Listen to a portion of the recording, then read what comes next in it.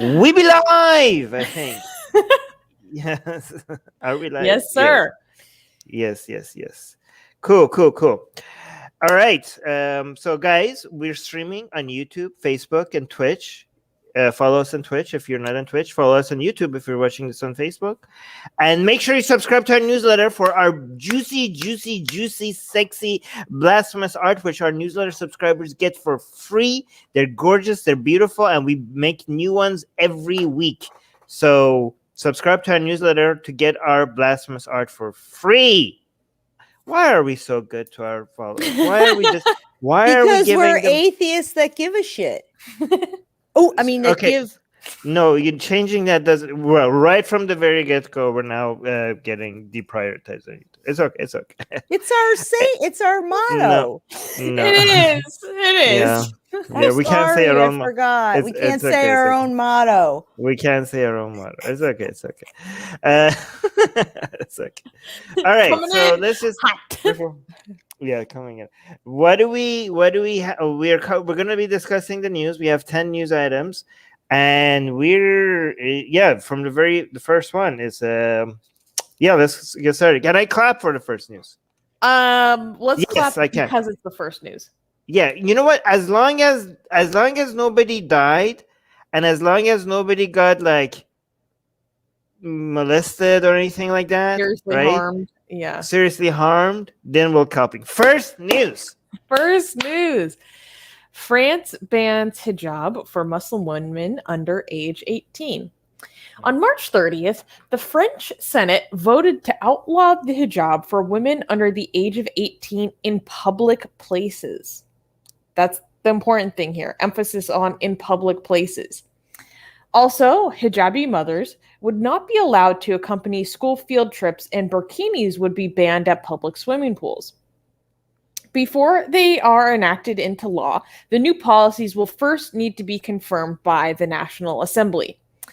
France has historically strived to support its ideals of secularism, or separation in church and religion, claiming that religious symbols like veils are against European Enlightenment and individualist principles. If the laws are confirmed, then the age of consent for sex, which is 15, will be lower than the age of consent for hijab. Sacha Holi, a French lawyer and National Assembly member, advised that this prohibition would cause some Muslims to withdraw from society further. In May of 2020, the nation enforced the wearing of medical masks on public transportation to reduce the spread of the beer bug. We use coded language because YouTube doesn't like us talking about.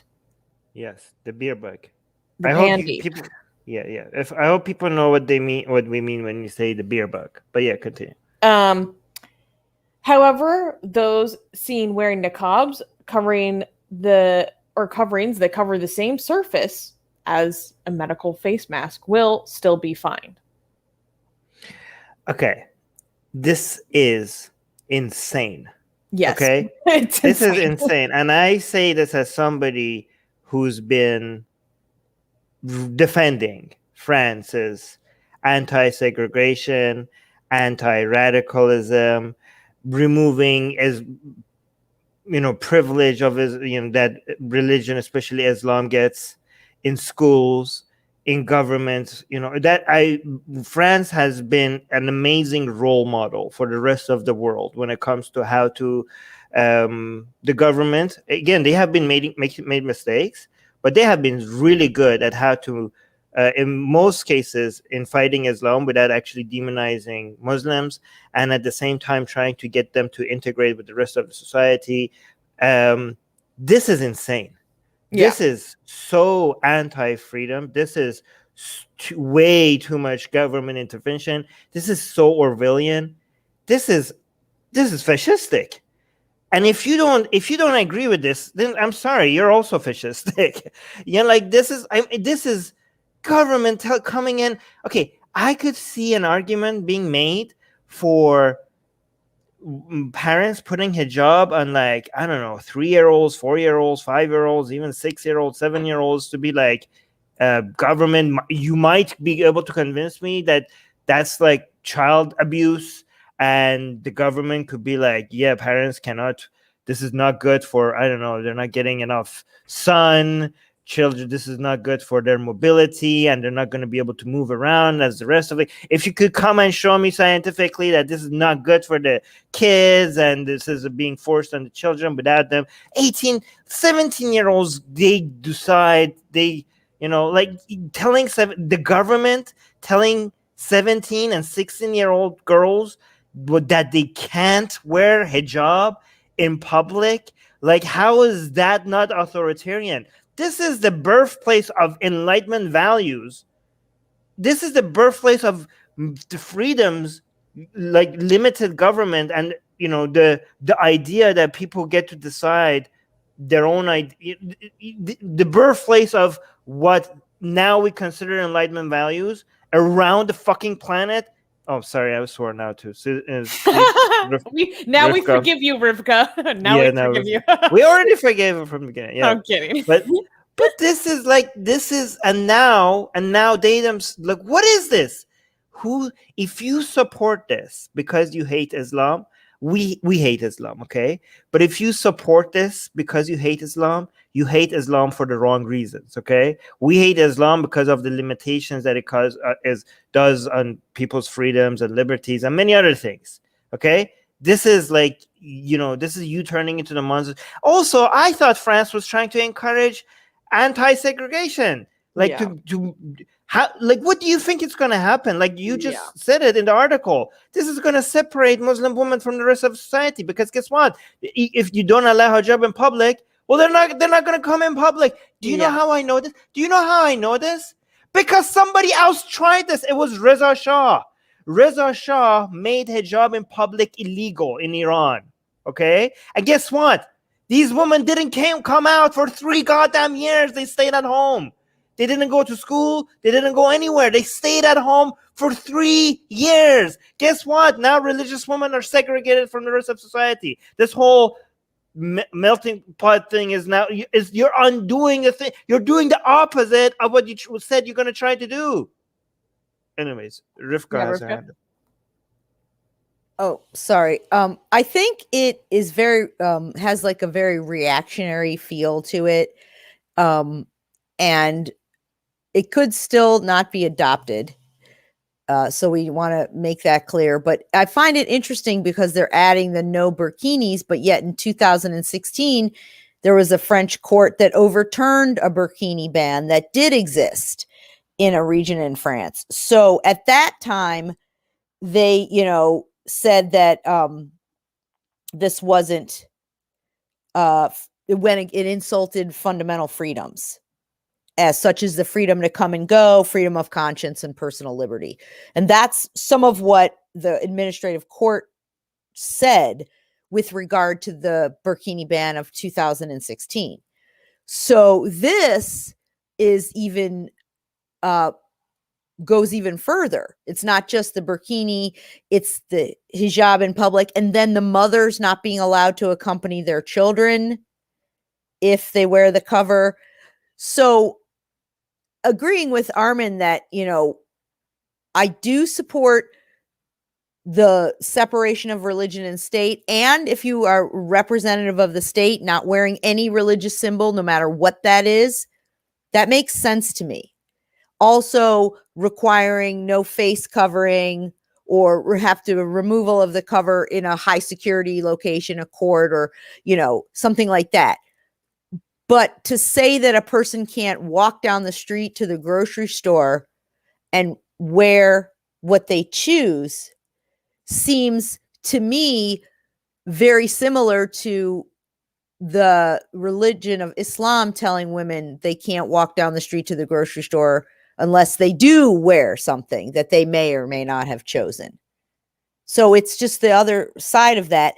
And again, to your point about Enlightenment values, yeah, I mean, one of the Enlightenment principles is freedom from arbitrary authority, whether that's religious or state. And this has a very capricious and arbitrary tone to it that, you know, that again seems adversarial, and that also will, as you said, not create the end that they're claiming to seek, which is integration, segregation, no segregation, more integration. This is insane. This is fascistic. This is full on authoritarian. And I anybody hope who it defends doesn't get adopted. I hope that they decline. They, no, reject it's it. funny how people are so hateful and so blinded by their hate that they don't see that they're actually people are like, oh no, this is a good thing. This is a great thing. I mean, you don't understand. No, no, you're just a fascist. You're just a fascist. But Sus, you want to? So I want to be very clear. So they voted in favor of, quote, the prohibition in the public space of any conspicuous religious sign by minors and of any dress or clothing which signify an interiorization of women over men. So this isn't just for hijabi girls, right? This is any conspicuous religious signs of children. So this could affect like an Orthodox Jewish community as well. Right, with the payas and the women who cover their hair as well. But and then so I was like, the interiorization of women, what does that even mean? So to interiorize, to make especially a part of one's own inner being or mental structure. So like I think they're speaking to any kind of clothing which is like making the clothing a part of that woman's identity. Like I think it's a commentary on modesty culture in that way. Okay. But also I'd like to note that hijab has been banned in French schools since 2004. That's fine. That's fine. Just because some people were saying, "Oh my God, it's not a full hijab ban. This is just in schools." No, that's already been here for over 10 years. This is in public. This is in public. Also, I think it is so crazy that you can consent to sex at age 15, but you can't decide what to put on your head. How does that make sense? Like, this is because I've seen a lot of Muslims speaking out against this, and this is one point where I'm like, legitimately, I can't explain that. Like, yeah, I mean, if you're old enough to be able to decide whether or not you should have sex, like age of consent in France, then you should be old enough to be able to decide what you wear. And guys, for the idiots in the back, okay, who don't understand, we don't like hijab. We're against hijab because we're against modesty culture as a whole. Anything within modesty culture, we're against, including the hijab, okay? So, but just because we're against something, that doesn't mean we want the government to come ban everything that we don't like. You know what I don't like? I also think sugar is harmful. Do you think I think government should come make sugar illegal? No, okay? I'm against cheating on your boyfriend, girlfriend, wife, or husband. I'm against that. Do you think the government should come make it illegal? No. Just because I'm against something, that doesn't mean the government should get involved and ban it. Rivka, you have your hand up. Yeah. On the interiorizing of women, I think it's an attempt to say something that they want to say but are afraid to say out loud, in terms of like how they're dancing around like, we respect women and putting on hijab means that you don't, like, they're trying to say something about the position of women in the society. But I think it would be more intellectually honest to just come out and say, look, even if I didn't agree with this, and I don't, if they said, look, part of the reason we're doing this is we support women and we feel like they can be coerced into this, and we don't agree with, hijab in terms of modesty culture or sexualization of children. I mean, if they just came out and said it, I think I would at least have a little bit more respect for what they're doing, but they're dancing around this issue in a way that I feel is really disingenuous and pretending almost, because then it seems like they're just tacking on and we care about women at the end.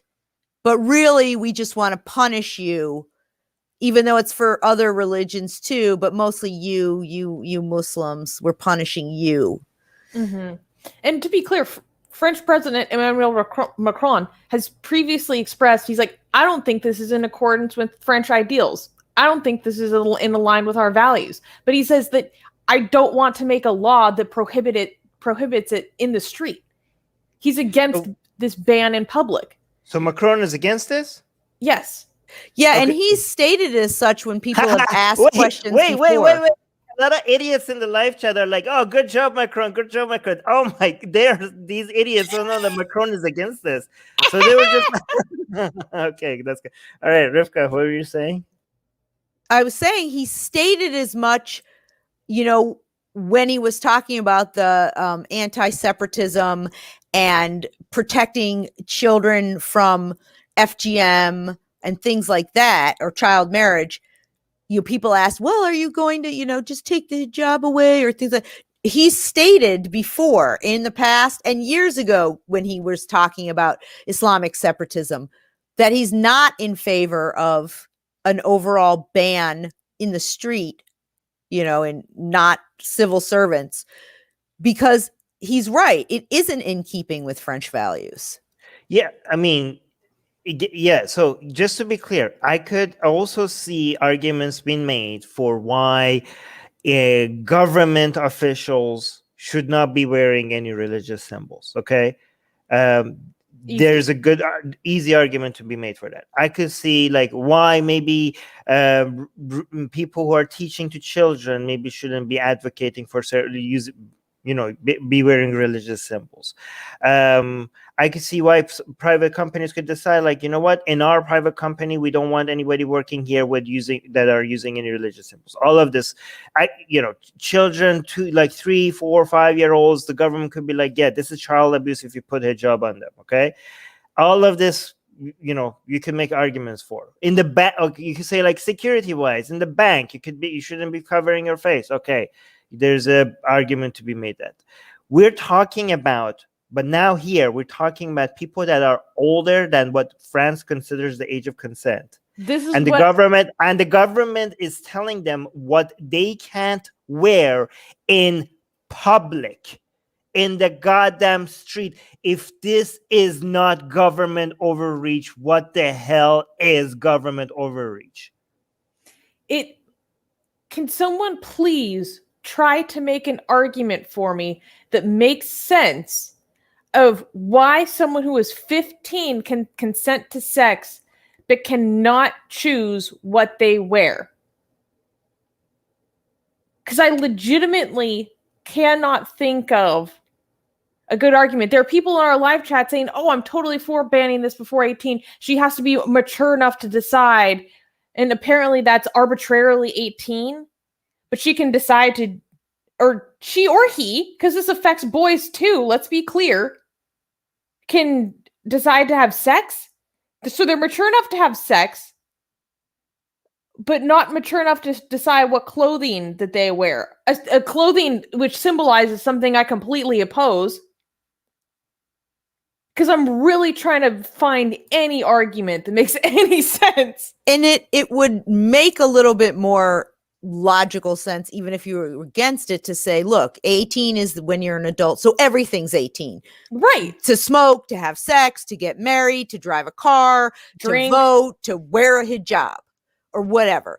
But when some ages are down here and some are over here, then you're like, well, what does that mean? That so some things are a bigger concern to society, that you're not old enough, but yet some things aren't. And it doesn't seem like that the consenting to sex or deciding or not, or agreeing with your parents and being old enough to say, okay, I'm agreeing with my parents. Because let's be clear, some people say that they're coerced, societal or family coercion, but they're still of the age, from basically 12 up.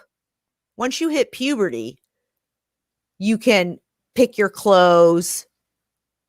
It seems like it's very, like I said, it seems like it's punitive and capricious. There are some idiots in the live chat that are trying to point out that hijab is bad. Okay, guys. Yes, you guys. Yes, we don't like hijab. We know. We don't, but the government cannot come and keep saying like, oh, we're gonna ban everything that we don't like. That is like, you guys don't know that you are fascists if you think the government should come in and ban everything that you don't like, everything that we're against. If you think that should be illegal just because we don't like it, just because we think it's harmful. If the government comes and bans it, you guys are, this is newsflash to you guys. Maybe you didn't know it. Maybe just acknowledge it. You guys are fascists. You guys in the live chat that think, oh yeah, the government could come and ban something just because it's harmful. We agree with you that it's harmful. Hijab is modesty culture. We're against it. We don't like it. The solution is to come and fight it and raise awareness, talk to people, change their minds. The solution to everything you don't like is not for the government to get involved and make it illegal. That is a fascistic take on how societies should be run. And maybe if that's your opinion, and you think like, yeah, well, it's still my opinion, just accept that you're a fascist then. Just accept it. Just accept it that you're against liberty. Just accept it that you're against personal choice and freedom. Just accept that. Just be like, okay, fine. I guess I'm a fascist. You know what? I'm a proud fascist. Go out and say that. Okay? I'm a lot more authoritarian than Armin, Susanna, and Rivka. So what I think is interesting too is if you have someone who would support this overall government ban on what you can wear, then would they also be in support of the government of Iran forcing women to wear something, all women in public, whether you want to or not? Mm-hmm. It's a very similar side of the same coin, you know, because this again is government overreach. It's theocratic government overreach, but it's still overreach. Yeah, Katie had a really good comment. Wait, where did it go? Saying, we hate the concept of hijab, not the cloth. It is the job of activists to convince people out of hijab and not something the government should interfere in. Exactly. And you know what? This actually does it the other way. You know what, you guys, you know what these people are doing? They're pushing religious people that might have been more and more integrated with the rest of society and being influenced by competing ideas. What you guys are doing, you're pushing them back into Muslim communities and nothing where they are going to be exposed to nothing other than Muslim communities. And you're convincing them that they're not French, that they don't belong to those countries, that they're the other, and that they need Islam and the Ummah and the Muslim community for protection because France is not their country. And if you were against the hijab, if you were against Islamic ideas, you are making sure that these people are not exposed to competing ideas. You're pushing them back in, and you're also making the radicals, the most fundamentalist aspects in this society, you're making their job easier, but because when these people feel ostracized and demonized, then they will give them the solution. They will tell them, well, come here because we will accept you. And this is how Islam is. And this is how you need to be more Muslim, not less Muslim, because the rest of society is not going to accept you. So good job. You're actually fueling the thing that you hate the most. I was going to say it's purdah. They're putting these women who may be out in the world back in this purdah, stuck in the house, not exposed to other things. Exactly what Armin was saying. So yeah, you're doing the work of the fundamentalists for them. Thomas Sheedy, the founding president of Atheists for Liberty, pops up like a bat signal saying, did someone say liberty? That was good. That was funny. Wait, there was some other comment I wanted to respond to. Yeah, well, it just like a good reminder that this isn't in effect yet. So we'll see how things evolve if the National Assembly is going to approve this. But this doesn't make any sense. I oppose it. And yeah, it's wild. And it's crazy to see some of the apologetics for it and the mental gymnastics to try to like excuse some things but not others. So again, there's more people in the live chat that are explaining to us why hijab is bad. Guys, we have had many shows about why hijab is bad and why it's insane and why it's modesty culture and it's not a good value that we support. We don't support hijab just because we're against the government. I'm not going to say this anymore because you guys, if you haven't gotten it by now, then you're an idiot. You're not going to get it. Oh, one thing I forgot to mention, and Toka's comment reminded me. They said this might increase illiteracy among Muslim girls in the long run. Muslims might not send their girls to public schools and restrict them to madrasas. Well, that was a concern of mine, but actually, as part of these, anti-segregation of society laws, they've banned homeschooling. So that was a major concern of mine is when Germany has done something similar, that they just wouldn't take girls to school at all, but they're not allowed to homeschool. So that's one protective measure, I guess. Yeah, it's All a right. mess. Yeah, and it's a shame because we were hoping, because we don't want just right-leaning people to come out and be anti-Islam, because usually they're not really like a lot of them are not anti-Islam, they're just anti-Muslim, and they're just trying to use their anti-Islam narrative to do something else, right? So I was hoping to see like more liberal or centrist government, like in France, come out and show like the proper way of like fighting dogmatic ideologies without actually getting involved in becoming a nanny state and telling people exactly what to do and how to behave, and be exactly right in the line of actually fighting harmful ideas without actually demonizing people. And we feel like, oh my god, yes, we were cheerleading France. And again, if Macron is not supporting this, we could still maybe support Macron without supporting the rest of the government. There are other laws that they put forward that we do support. Yeah, we did a lot. Yeah, there's a lot of other. A lot of them. Yeah. So, guys, a lot of people right now who are agreeing with us, they're like saying, "Oh, France is bad for." No, we shouldn't like. It's not black and white. There's a whole bunch of other things that they're doing against, Islamic takeover and stuff like that, of children, of not France. Okay, Islam is not going to take over France. Certain segments of society. Okay, I'm not fear mongering like some people. Okay, no go zones, dude. No, yeah, I've been to no-go zones and it was fine. Me but too. I'm just throwing it out. Yeah, I know. I'm just kidding. But no, but again, so there are other policies like don't go, but like, oh my God, therefore France is doing everything wrong. No. There are certain things that they're doing that we support. Okay, good point by Suze. All right, I just wanted to say one more thing though. I'm hopeful that since President Macron is against this, it will influence some other members of parliament and to vote against it. Wait to see if he speaks out against it publicly too, to the parliament or whatever before the vote. Yeah, I know some of the most hardcore laïcité advocates in France and people in Quebec that were really defending measures like for example in Canada, the English speaking part of Canada usually attacks France part of Canada as being bigoted, and some of the most hardcore defenders of Quebec's secular moves were coming, and when they defend Quebec against the rest of Canada about why these measures are not bigoted, they're for secularism, they're justified, and very, they would say, they were like, yes, not in governments, not in school. But when I ask them, like, what about in public? Do you ban hijab in public? They're like, oh my God, no, of course not. Yeah. Of course I would not ban hijab in public. That is way too far. Like those people say it's too far. So I don't understand. Like, anyways. Okay, so can I clap for the next news? Yes. Yes.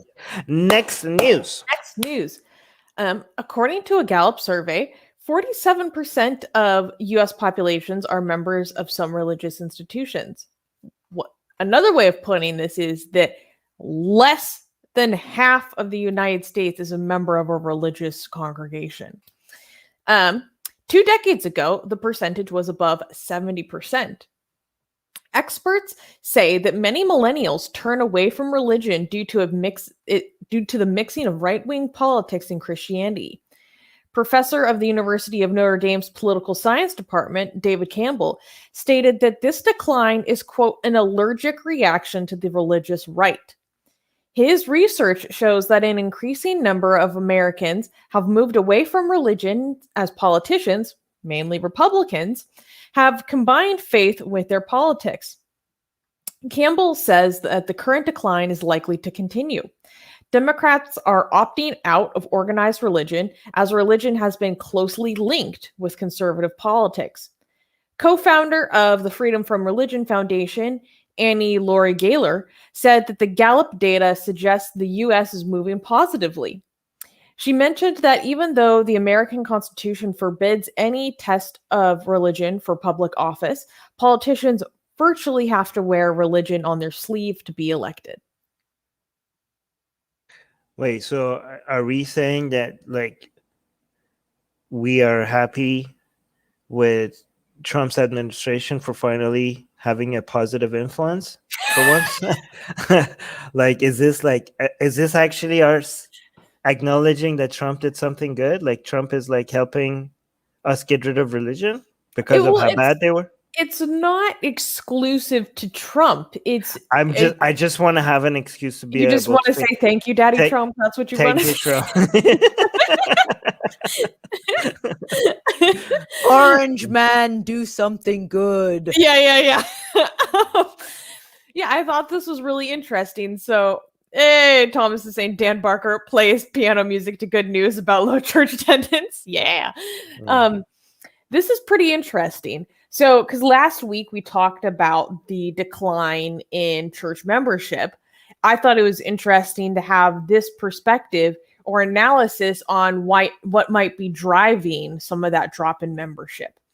And I think an allergic reaction to the religious right is a very good way of putting it. People are, granted, I live in one of the most liberal, just straight up very leftist areas in the country, have very strong reactions to like conservative evangelicism. And I think especially younger people are seeing the way that people in other more liberal parts of the country are living and what they get to do, and not having the government as up in their business on personal decisions regarding various things. And they don't like, or maybe even the tone of the way some of these politicians talk about things. Rivka. So, a couple things that I think are really I want to talk about. The 20% of all Americans classify themselves as none, as in not, no religion, and a third of Americans under 30. So that's significant. That makes people who are either non-religious, secular, or don't adhere to any religious group the largest minority in the country. Mm-hmm. So that's, this thing I think that we can really use as secularists, as humanists, as people who are themselves against this theocratic creep. But I also think it's interesting that they bring up, and so because they bring this point up, I'm going to talk about it. So I think it's interesting. They're right that there's a lot of religiosity associated with the GOP and the evangelical conservatives and that religiosity. But I think there's an equal amount of evangelical fervor, and it has shaped itself almost to be a religion among some of the Wokistani and that far end of it, So I think it's interesting because where are these young people going to go? Which religion? The conservative right and established religion and trying to control what you do, and then maybe the left new religion trying to control what you think. So it's kind of an interesting dynamic, because if they're allergic to government and religion, let's hope they're allergic to the both versions of it. That's a very good point. Armin, do you have any commentary on this? No, I mean, the interesting thing is that this is religious right getting in power is what actually gets atheists finally motivated to become politically active. But I mean, I wish it didn't take that extremism, that level of extreme. Like, in other countries as well, like, because usually atheists, like, they just when they leave their religion, they feel like, what, why should I be active in politics and stuff? That's what religious people do, and then they just sit out of politics until they realize that their politics is being dominated by a small minority of religious people being able to control, force their way on the rest of their lives, and then, like, it really has to hit the fan before they realize, like, oh my god, yeah, we can't let this be. And by the way, the damage, again, this is a silver lining, but it's a very narrow silver lining, because the damage, I'm kidding when I say thank you, Trump and stuff, because the damage that these people do to society is a lot more. Like, this is just like trying to clean up after the mess. You know what I mean? Like, Trump is out of office, but how many Supreme Court has he picked that is going to continue to do damage to society for years to come? Like, this is a reaction, but it's not worth the cost. Like, I used to, I grew up in Iran, and so many people who are anti-religious in Iran tell me, like, what, it's good that people picked an Islamic government, because now they see what it's like to live under Islam. I'm like, no, it's not good. It's not. What are you talking about? It's good. It's not. It's not. It's not good at all. It's thousands of people who were executed under that state. I'm sure they would love to hear that. It's like, you know what? It's so great that I'm being beaten up right now by 5 people at the same time. I'm on the floor, like, my teeth are breaking in and I'm bleeding out of my nose. This is so good, because I appreciate the fact that most other times I'm not being beaten up by 5 people. This is such a pleasant experience, because now I see how great it is when I finally manage to get at least one of these people to stop beating me up. Yeah, Susie. So I thought this was interesting. David Campbell, this professor, is the co-author of a book that now I really want to read. It's called Secular Surge, A New Fault Line in American Politics. And some of his commentary on this I thought was very interesting. He says, quote, "Many Americans, especially young people, see religion as bound up in political conservatism, and the Republican Party specifically.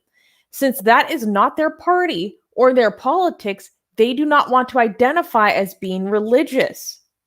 Young people are especially allergic to the perception that many, but by no means all, American religions are hostile to LGBTQ rights."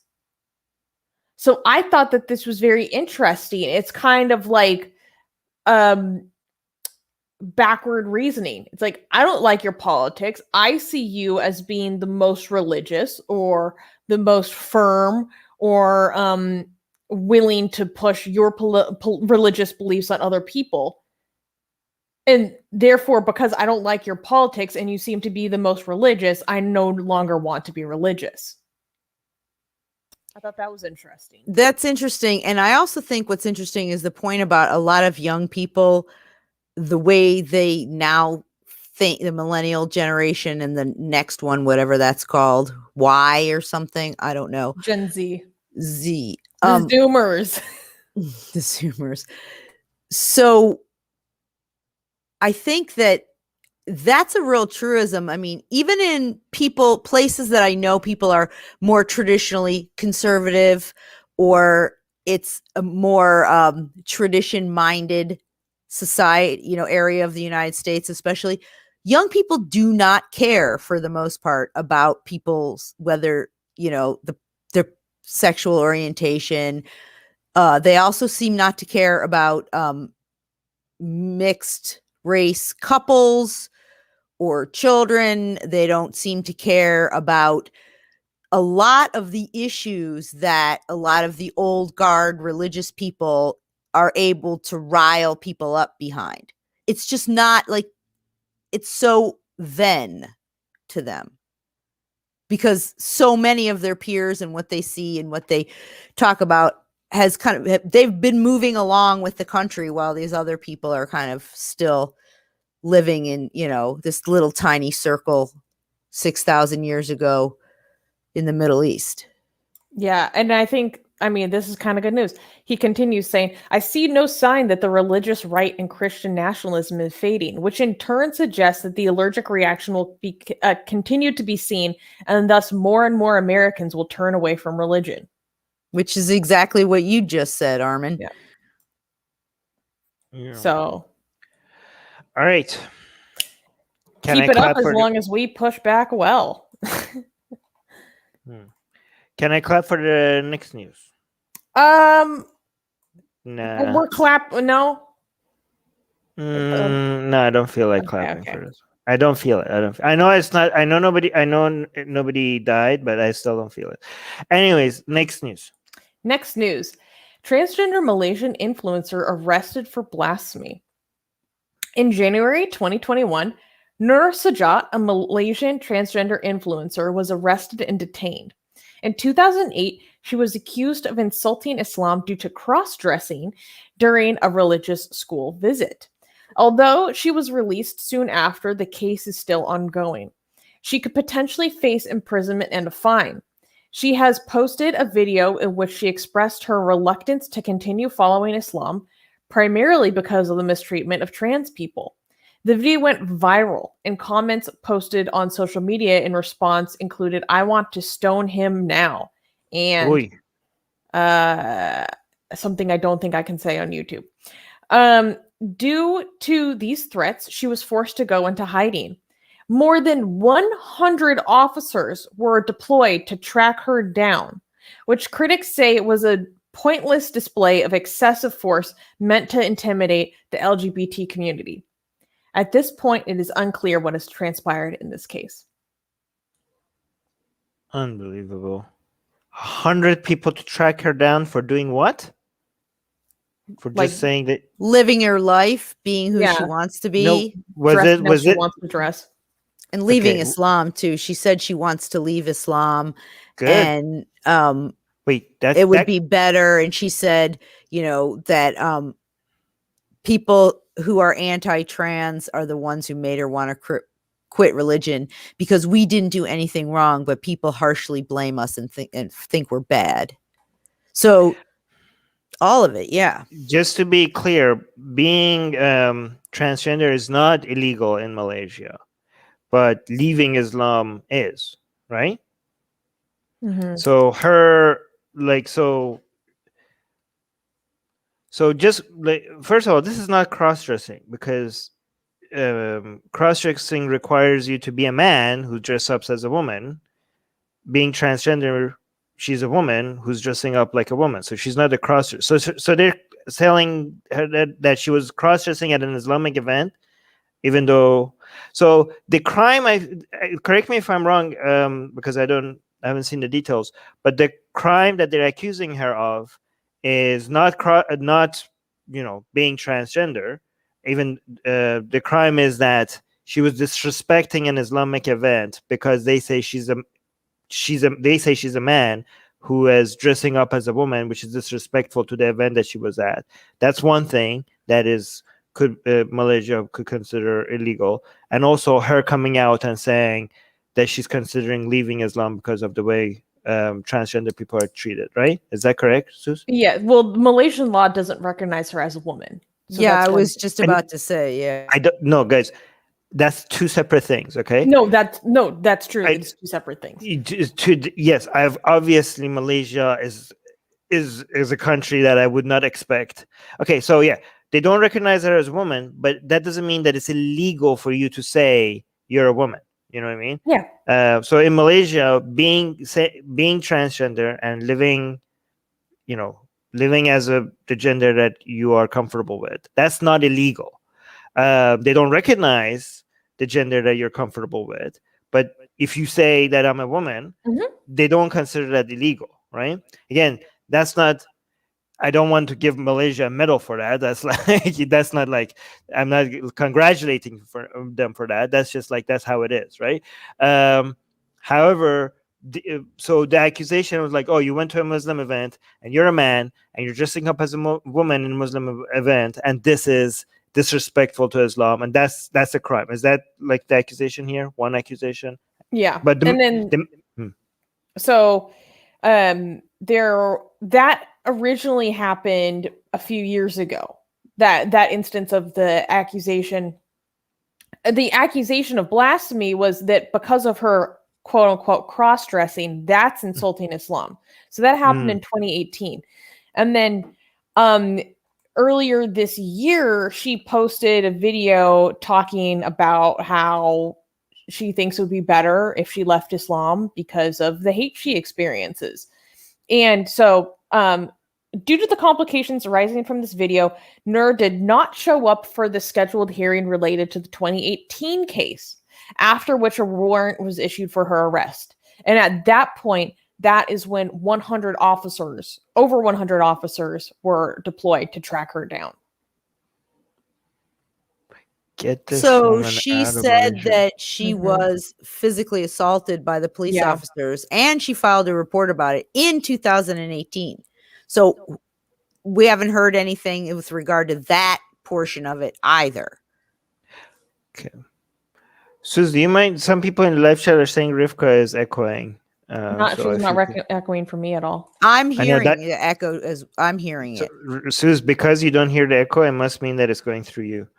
Okay, so yeah, I hope the silver lining to this is that she exposes Islam for the transphobic ideology that it is, because it's interesting, because when it comes to Islam, it's not even compared to other religions.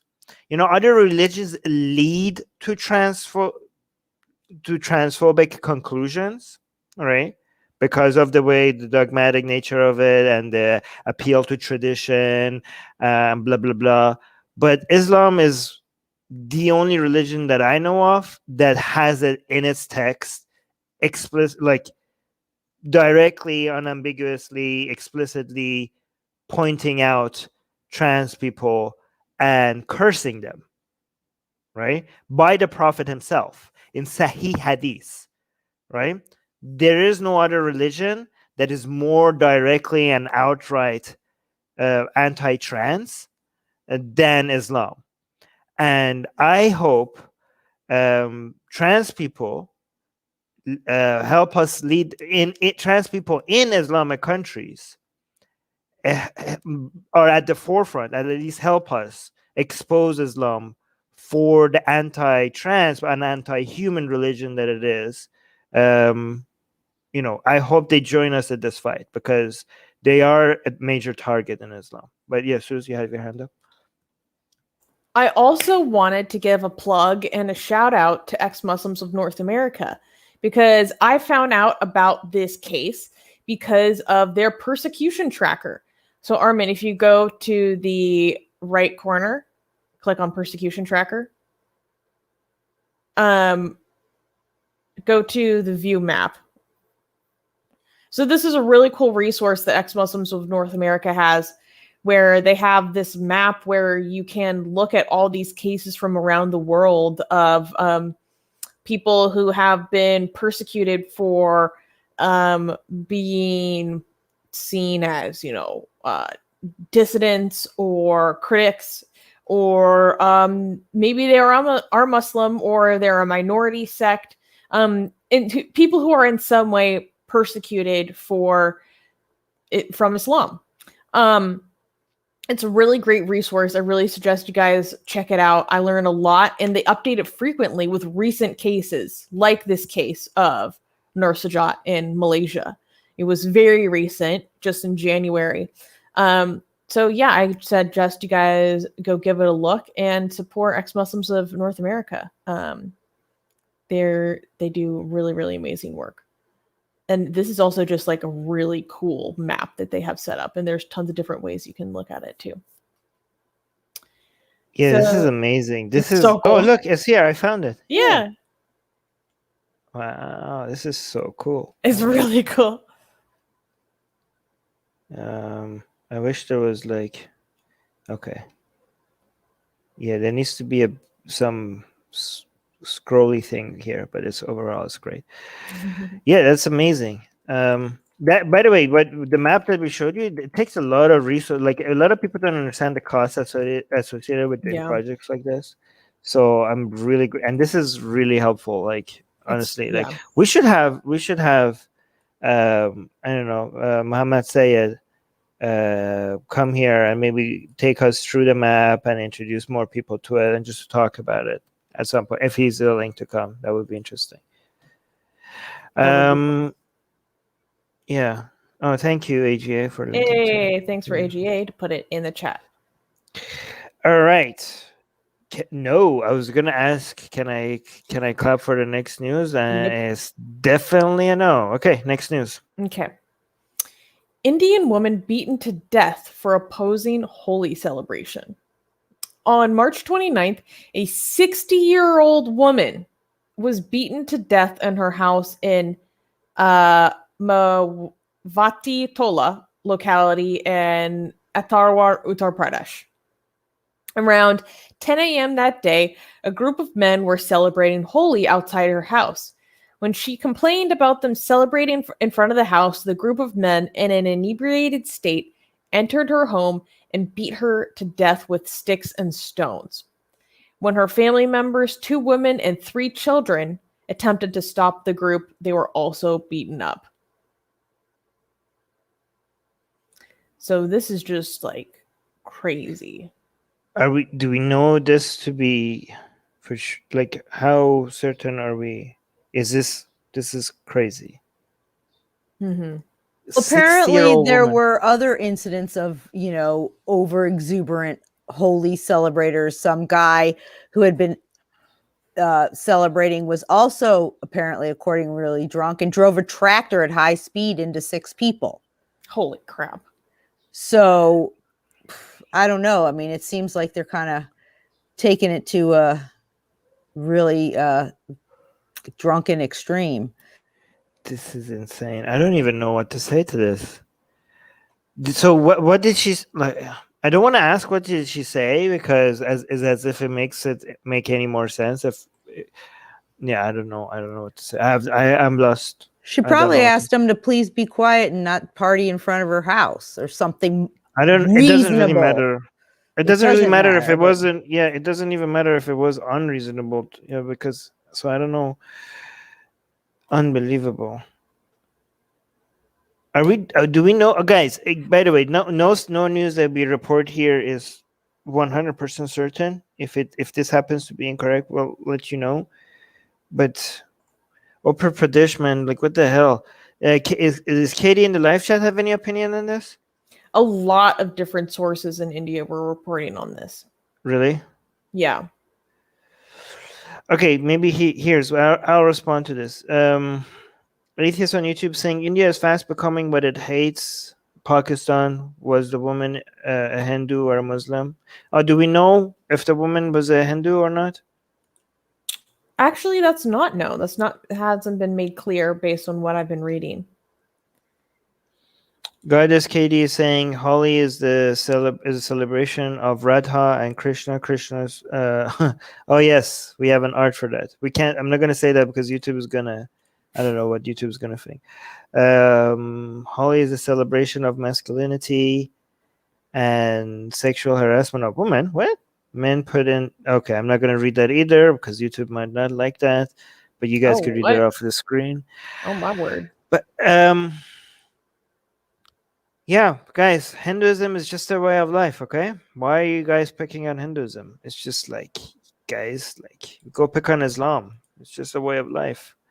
Yeah, I mean, guys, look, it is a way of life. It's this way of life that you see on the screen.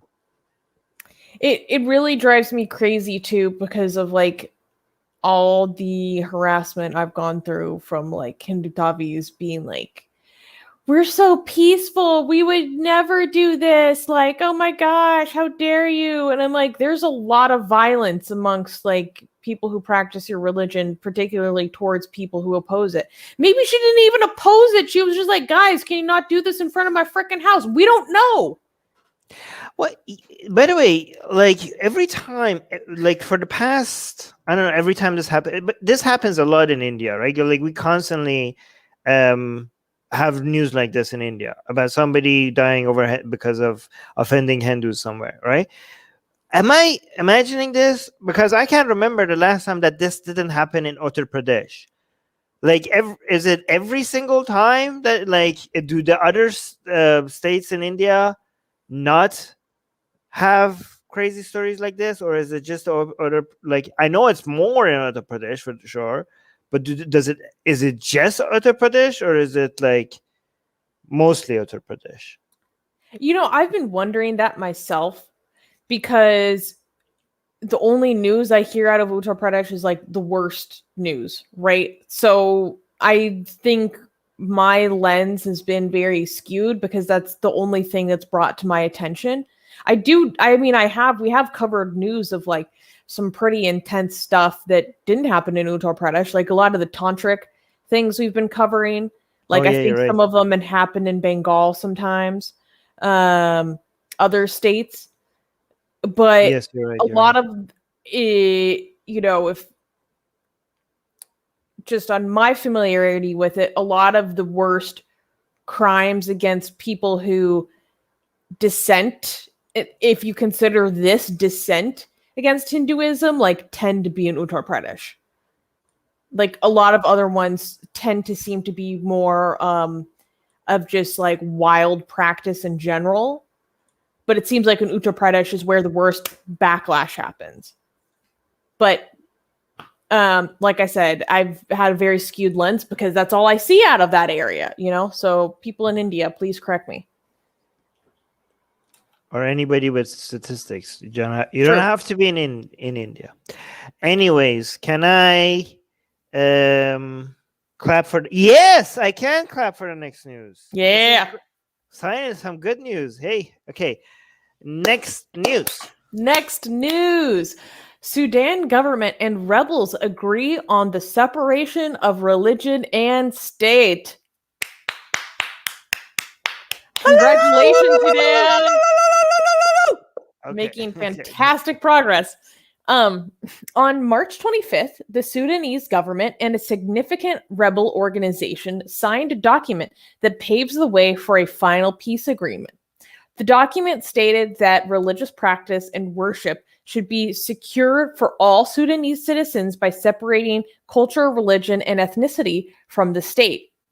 The signing is viewed as a crucial step in efforts to end decades of conflicts that left millions displaced and hundreds of thousands dead. In 2020, Sudan signed a peace treaty with many groups, but a key faction of the Sudanese People's Liberation Movement North, or SPLMN, led by Abdelaziz al-Hilu, did not join. They stuck to their demand that Sudan needs to abolish Sharia law and become a secular democratic state. After the latest agreement, only one rebel group, a faction of the Sudan Liberation Army, continues to be a safety challenge to Khartoum's government. Okay, so for some people in the live chat don't understand that so here's the thing, because they say, guys, this happened over months ago. We get this over time, guys. There is usually a starting point, it develops, and then there's the finalization of it. When you hear something, look at the date right up here, okay? This is not 4 months ago, okay? It's not 4 months ago. Something that is about to happen, it doesn't happen exactly on the very week that the people are announcing that it's about to happen. Just because you heard about it 4 months ago, that doesn't mean it was finalized 4 months ago. We have this happen in our live chat all the time. Look at the date. It's right here. It's not 4 months ago. This is recent development, okay? By the way, I also have to mention that this... the process of even suggesting this, which happened a couple of months ago, and moving forward in this direction, which we did cover, got a lot of backlash in Sudan. Like, there's a lot of people in Sudan who are loving this, demanding this. They said this is what they were pushing for, actually, like all these changes. This shows that everything is moving in the right direction. People are loving it. However, there's a lot of religious people in Sudan who are also coming out in the street in counter protest, like, oh my God, this is the end of our country. This is like, everything is going to fall apart.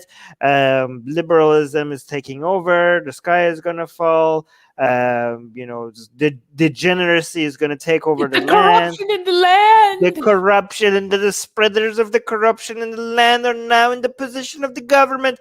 So yeah, this is good news, but just understand that there is a lot of religious people in Sudan there's a major backlash against this as well, right? Rivka, you might say something? Yeah, I also think that there's been You're- Are you not hearing me? Yeah, there you go. Yeah, there you go. Sorry.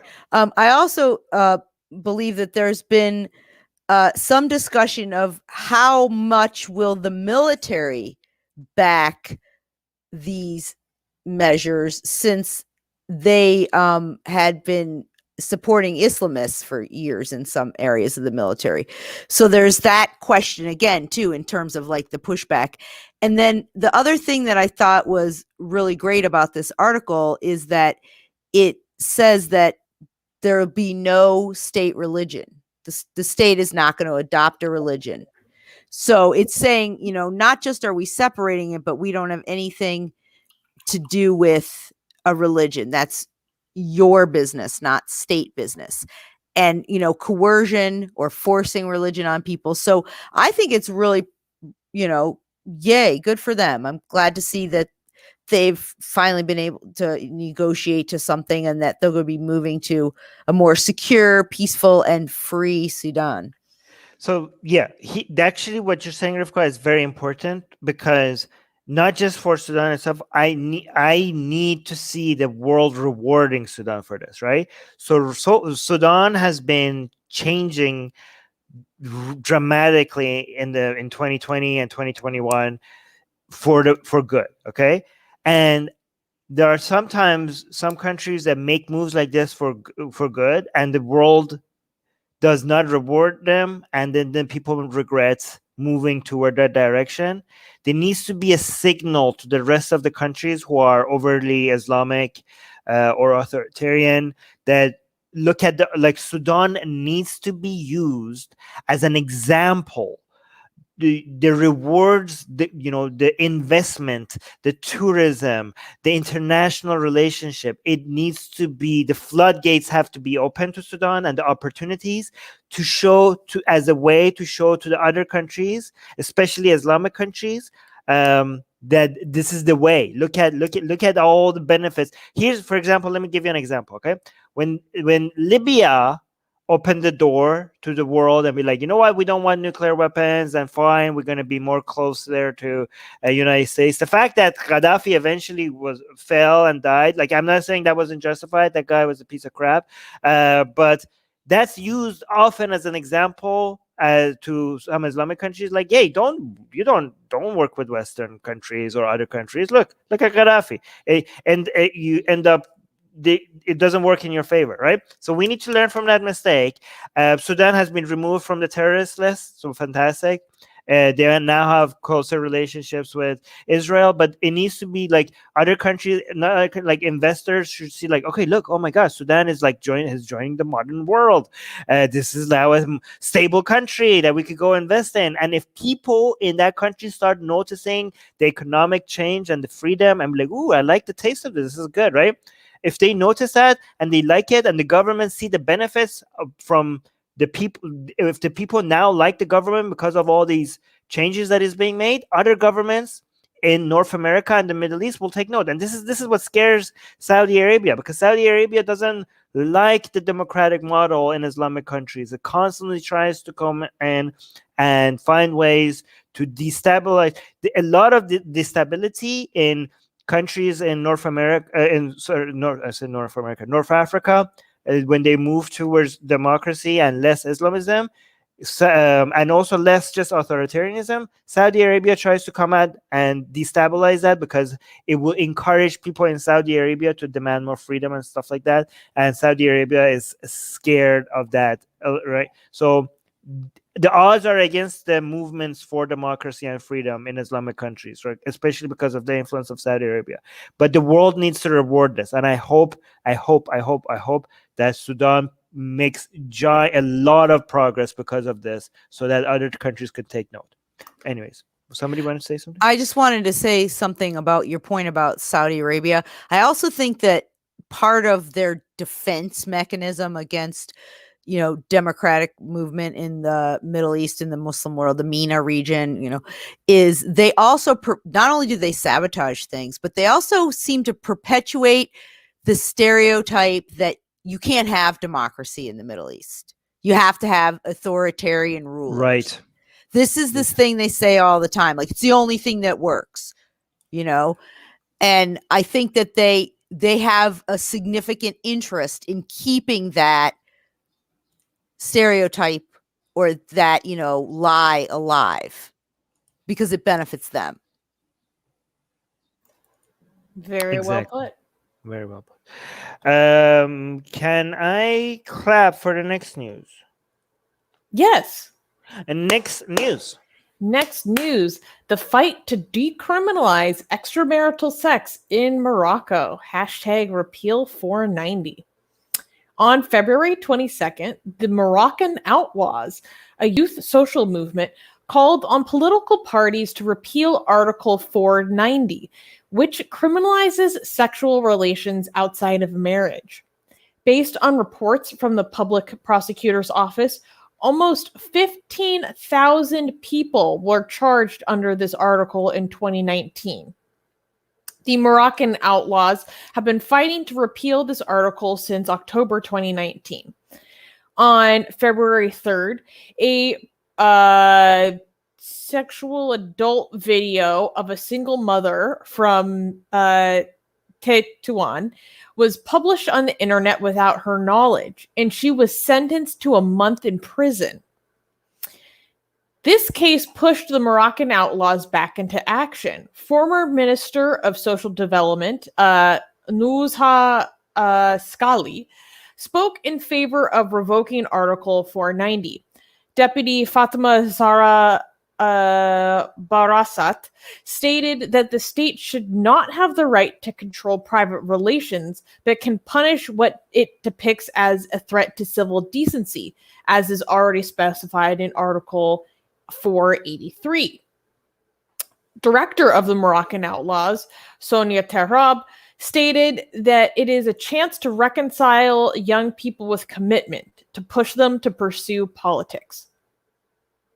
So this is the news Rivka suggested, and this is her area.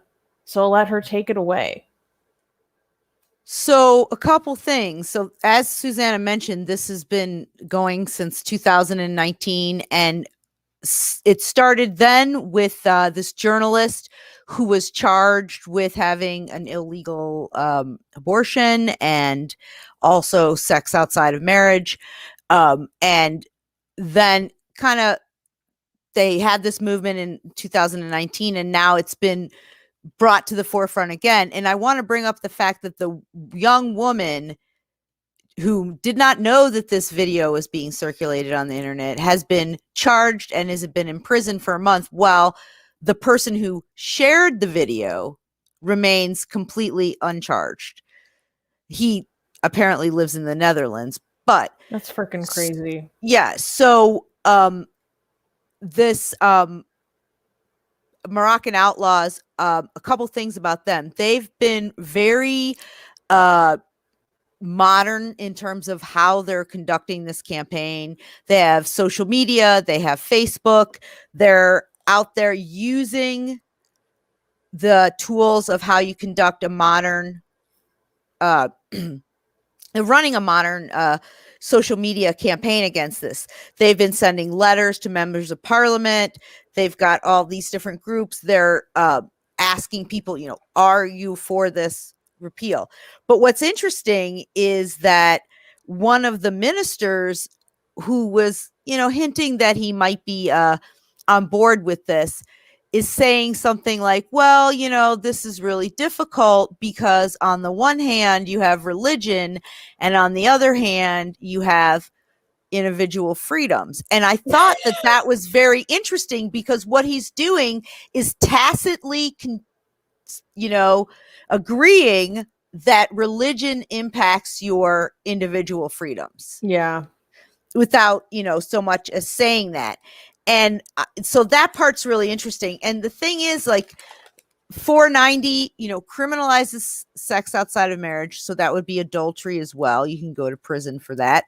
And there's a variety of laws in Morocco that criminalize personal behavior.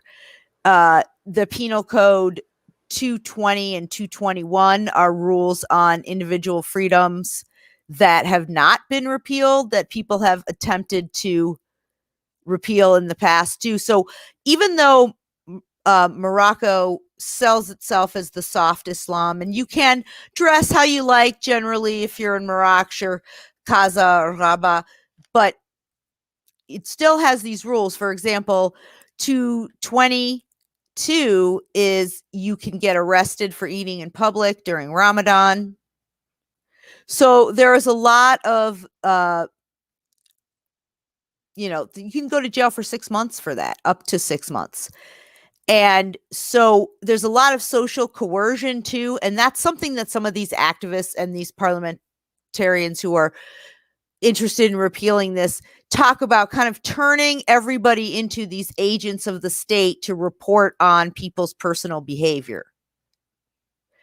And so it's this coercion. Also, abortions being illegal. Although the king was supposed to have been working on changing that hasn't. So there's a lot of rules on people's behaviors, and they still haven't criminalized marital rape. And I believe it's 220 talks about only defining rape, only defining the R word as between a man and a woman. So there's a lot of work to do. So I'm really proud of these people at 490 who are talking about this and keep bringing it to the forefront, because a lot of people don't know that you can still go to jail in Morocco for having sex outside of marriage.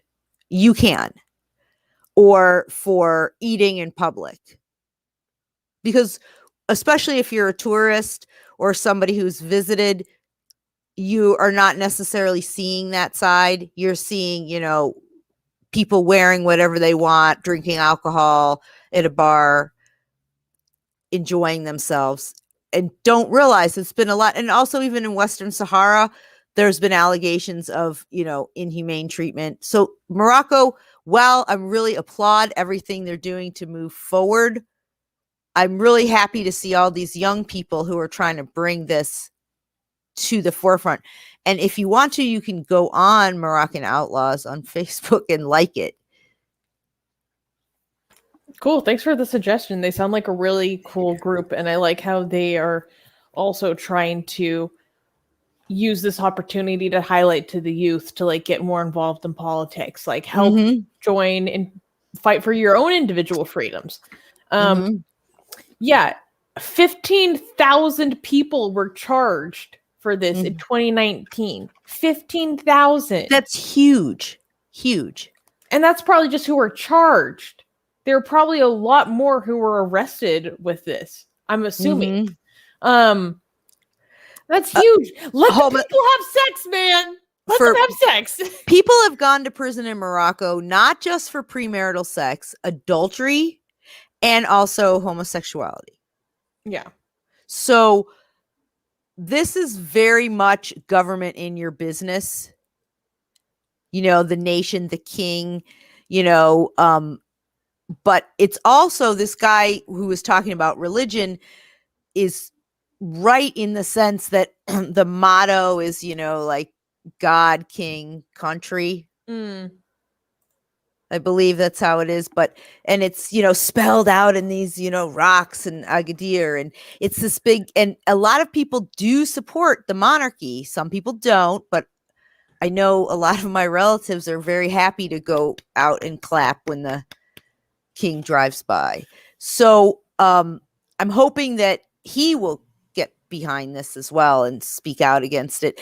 But I think a lot of the political parties are feeling like pressure because they want to have it both ways. And then some socialist party was issuing a different statement every day, and they said, this isn't something you can build a political party around. Well, it actually could be if you're talking about reforming the country And there's even been Islamic feminist. She's a scholar who said she supports this as well. Is that it? Before we go to the next news, I want to say something separate. I know there are some pro CCP idiots in the live chat with some really moronic takes, and it's funny. However, and I appreciate people like countering them. However, if you do that, please do not be racist against Chinese people. I notice sometimes when people are countering this CCP morons, they end up saying things that is actually racist against Chinese people. So I just want to bring that.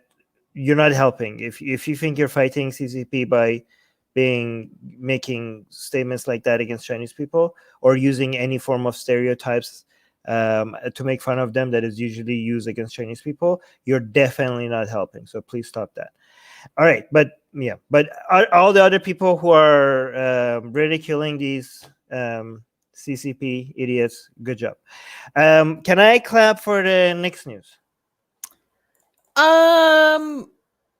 It's not really something we support. Oh no. Okay, next news. Okay, next news. Attacks on Hindu temples spread in Bangladesh after Modi's visit. March 26th marked the 50th anniversary of Bangladesh's nationhood. The country gained its independence from Pakistan in 1971 following a 9-month-long war resulting in the death in an estimated 3 million Bengalis. India's Prime Minister Narendra Modi arrived in Dhaka on the 26th to celebrate the independence and gift Prime Minister Sheikh Hasina 1.2 million beer bug vaccine shots. Again, we use beer bug because of coded language because of the YouTube algorithm. Several Hindu temples and a train in eastern Bangladesh were attacked by hundreds of members of a hardline Islamist group as violence spread across the country in the wake of Modi's visit. These groups accused Modi of discriminating against minority Muslims in Hindu-majority India. During demonstrations organized by Islamist groups, at least 11 protesters were killed in clashes with police. Violence has raged on since Modi's departure as anger has increased over the deaths. According to Jafid Rahim, a journalist from Brahmanbaria, several government offices, including the Land Office and a government-sponsored music academy, were set on fire. So I thought this was interesting for a couple of reasons. One, obviously, like, it doesn't take a genius to see that a lot of discrimination does happen against Muslims in India, right? And the violence against them in particular tracks very well with Modi's rise to power. Okay. But obviously, just because a prominent Hindu visits your nation, you don't go attack Hindu temples. Oh, really, Sue? Yeah. Really? I'm gonna what a brave stance. I'm gonna take that brave stance. Sue's setting up the moral standard. Yeah, well, really good. Oh, wait. I mean, do we need to even say these things? Like, feel like people like, honestly, actually, we do actually. Given the live chat, given how people are actually pro-fascism in our live chat, we actually maybe it's not as obvious as I think it is. But so no, go on. It is a brave stance, but it's. I mean, it is also ironic that these people are like, we don't like Modi oppressing Muslims in India, so we're going to tell him that we don't like that by oppressing Hindus in our country. Like, yeah, that'll show them. We don't like you abusing minorities. So we go, abusing minorities because we can't get to your ass. We're tired of you saying this, doing this, so we're going to do it. And it's just, and also it's their own country too. So like these are their neighbors and the shopkeepers, and you know what I mean? It's so sad when people like turn on people in their community like that because they're angry about something happening somewhere else instead of looking so- to find, solidarity with their neighbors. Rivka, you're actually that's another irony. I didn't even think about that. Like, yes, we hate this foreigner meddling in our country. Let's show him how much we hate it by burning down our own country. Like, oh God, this is so stupid. Yes, like, oh my God, this is so stupid. This is so stupid. By the way, are there people actually supporting this? Like, in the live chat? Shuvo is making a good point. Shuvo is saying they did not complain about the vaccine gift, by the way. Yeah. Of course not. No. It's freaking ridiculous. We hate you, but we'll take your vax. Yeah. Yeah. I mean, by the way, let me tell you something. The Hindu nationalists in India love it. Yes. Love it. When Muslims in Bangladesh, so guys, in Bangladesh, Hindus are the minority, as Muslims are the majority. In India, is the other way around, right? And given that the Hindu nationalists feed on victimization, like they feed on being the victims by Muslims, and they don't get enough of that in India, right? They don't have, because in India, it's Hindus oppressing Muslims, right? But religions feed on being the victims. So there's not enough Hindus being oppressed in India for these people, for these Hindu nationalists to feed on. So as much as they act like they hate it, they love it when the Muslim majorities go attack. This is what fuels their movement. It really does. Literally. It fuels their movement. When Muslims, like these Muslims in Bangladesh who are attacking Hindus, they think like, oh, we are showing these Hindu nationalists. No, you're not showing them. You're exactly what they need. This is exactly what they need. They wouldn't be able to survive without you. Katie's bringing up a really good point, saying also Hindutva is using this as an excuse as to why Muslims need to be persecuted. That's what I'm saying. Is exactly what I was point. thinking. Like, we're mad that you want to pass these laws against us saying these things, so we're going to do something that feeds right into your BS narrative. Yep. You know what? Actually, the problem is that this is like helping both sides, except the people who are being hurt are the innocents from both communities. You know what I mean? The movement, the leaders of these movements on both sides, they're just like they publicly they're enemies, technically they're allies. And this does absolutely zero to help minority Muslims in India. It actually hurts them. Yeah. Actually, another great point. It does worse than nothing to help them. Worse than nothing. No, yeah. So basically, what's doing? These Muslims are putting other Muslims in India in danger by doing this, because they're giving the Hindutvas the fuel that they need to spike up hate against Muslims in India. This is so obvious and apparent. I don't know. It's insane. Unfortunately, it's going to get worse, I think. And by the way, be clear, we don't like Modi either. I hate his ass. I mean, yeah. But this is not the way you handle it. Yeah. So I understand, like, oh, I don't like this, far right politician whose party promotes a lot of bigotry towards, a group of people visiting my country. But this is less than not helpful. It's harmful. Patek is saying, "Don't, Armin, that was a joke. That wasn't taken seriously." I don't even know what you're talking about. I didn't see any of your comments, so I don't know what you're referring to. Also, Suze, I was gonna say something. I do have to clarify, because I know a lot of people are morons, so I have to clarify. We like India, as you know. We just don't like Modi and the Hindutva and the far right. And also, I have to congratulate India as a country, not Modi, but the country as a whole, and its scientists, when it comes to the vaccine production. Like, India has been, when it comes to managing, actually, we can't talk about this. God damn it. Never mind. Wait, we can't talk about this. We got a strike recently talking about this. So never mind. Isn't this against our own rules? Yes, thank you. I'm like, I don't even know if I can say the word, but it's part of what the story is. So I have to say the word. Yeah, no, unless I just say the thing you put in your arm. The V word? The V, The yeah, V we shot. can't even talk about the cure. Oh my God, YouTube! Look at what you're doing Thanks, to us. YouTube. Thank Thanks, you, YouTube. It's the other V word, right? The V word number 2. Oh, by the way, Gustav is an idiot. He thinks popularity. He keeps it like, but most people, a lot of people like this, and he thinks that's an argument for his position.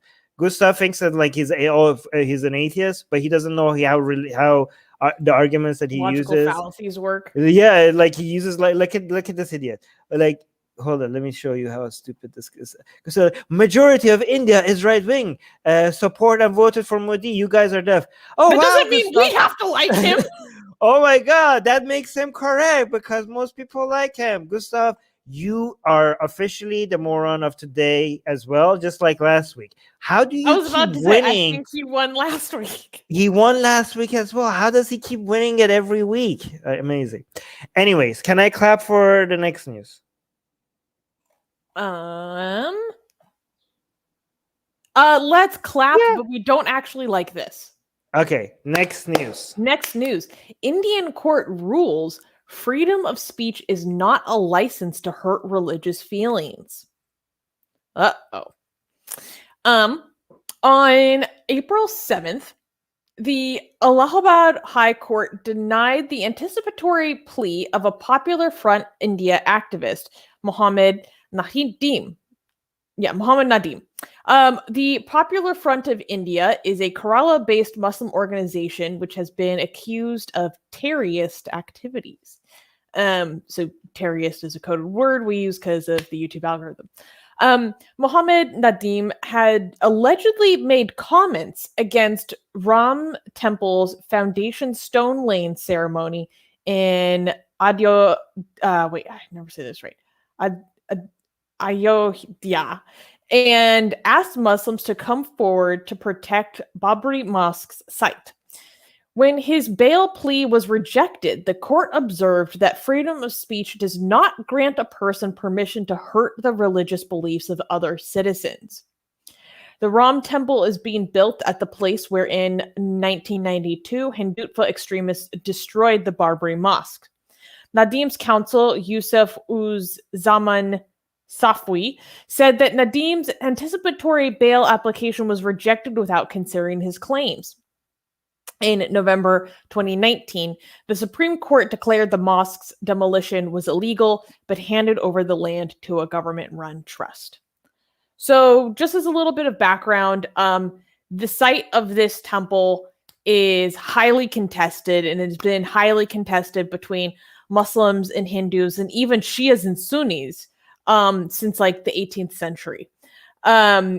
It is, according to legend, the birthplace of Lord Rama. So obviously that's going to be extremely important to people who are, Hindus, or even more particularly Hindutva extremists.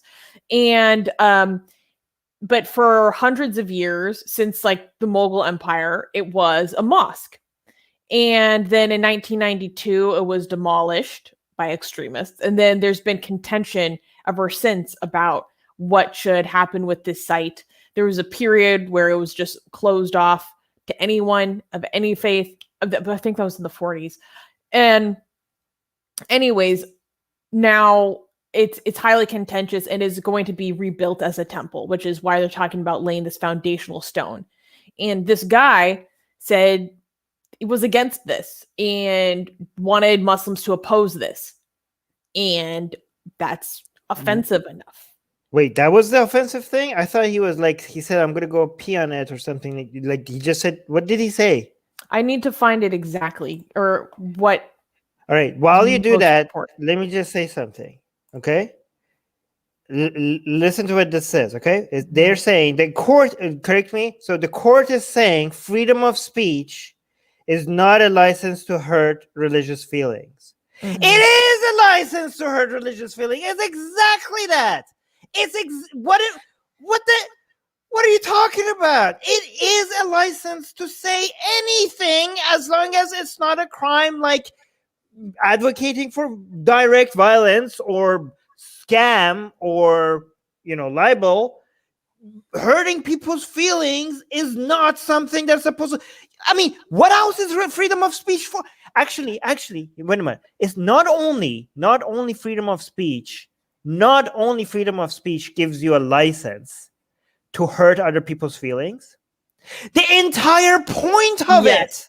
The entire point of free speech is to be able to hurt other people's feelings. Do you know why? To have the license to do it. Yep. No, let me finish.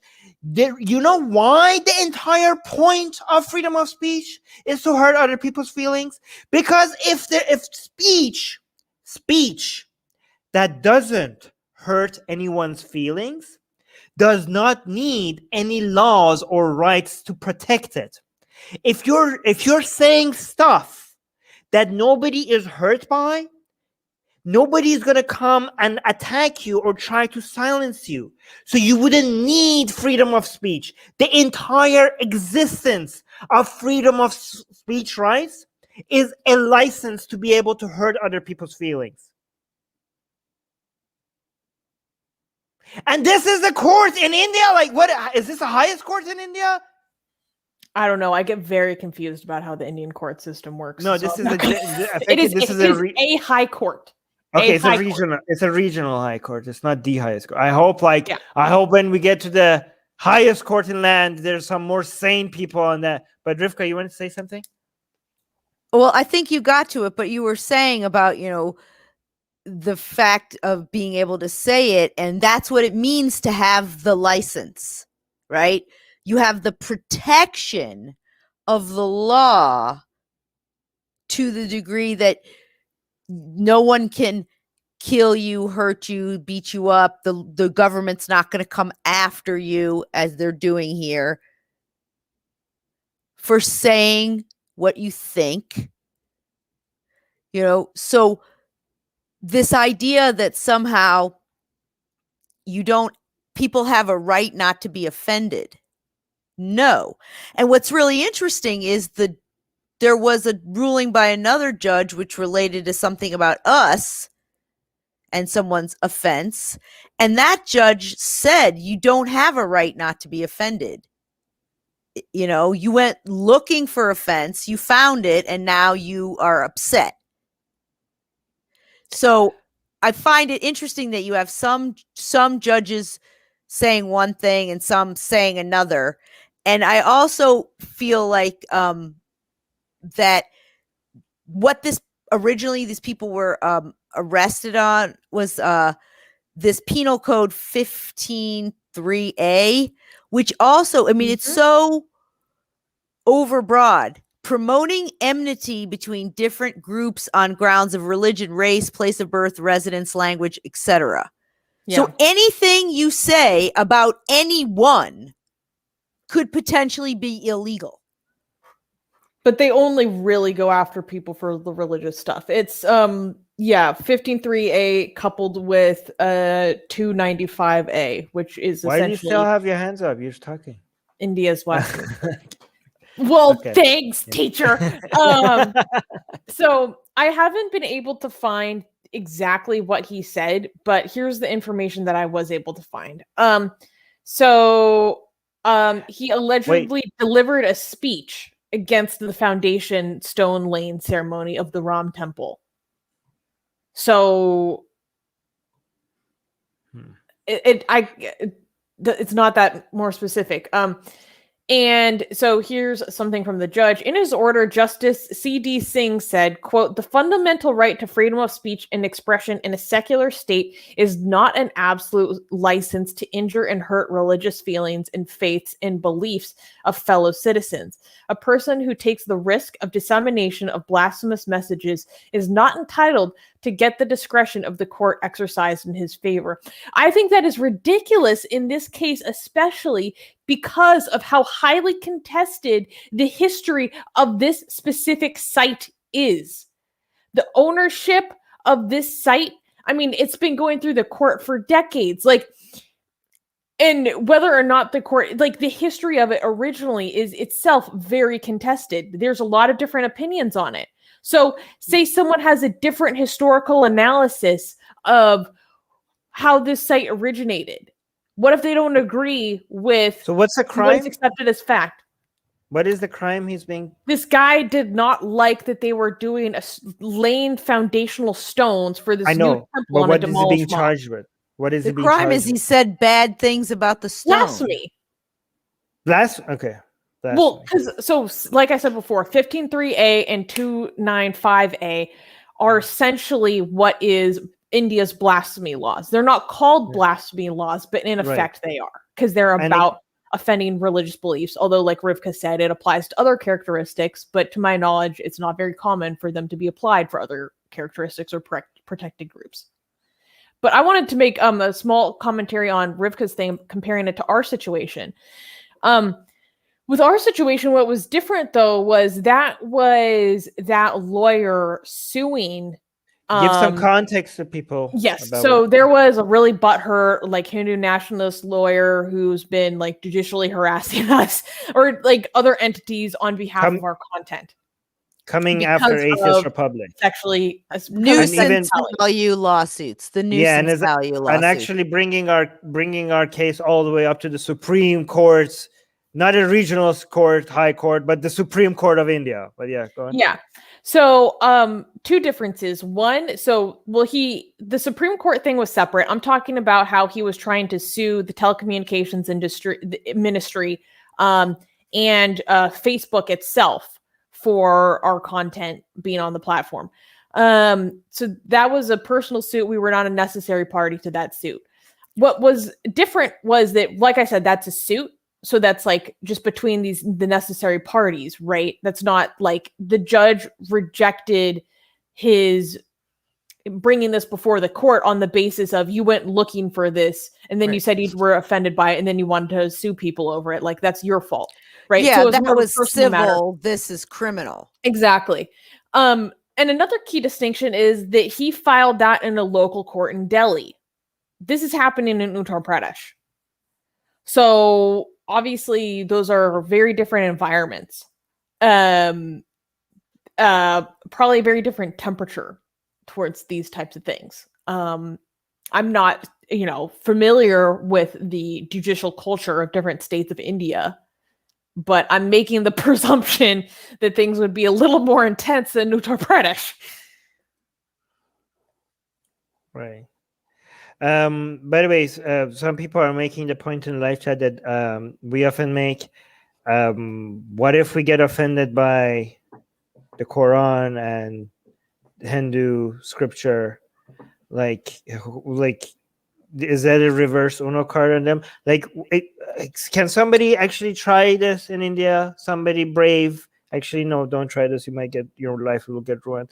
But if somebody wanted to sacrifice their peace for the sake of the future of India, can you try to challenge the courts and, I don't know, say like the Quran or the Puranas offends you, and just be like and be like, freedom of speech is not a license to hurt my feelings, and my feelings are hurt based on the teachings. The temples, these temples, okay, a woman, okay, could be like, I don't like that they are teaching the fact that that me and I can't go to this temple when I'm on my period, right? This is offensive to me. This is in the scripture. But what am I even talking about? The Dalits be like, hey, freedom of speech is not a license to hurt our feelings. We are like treated as inferiors in this country. This hurts our feelings. I mean, well, that's like risking your, like, that's even more risky.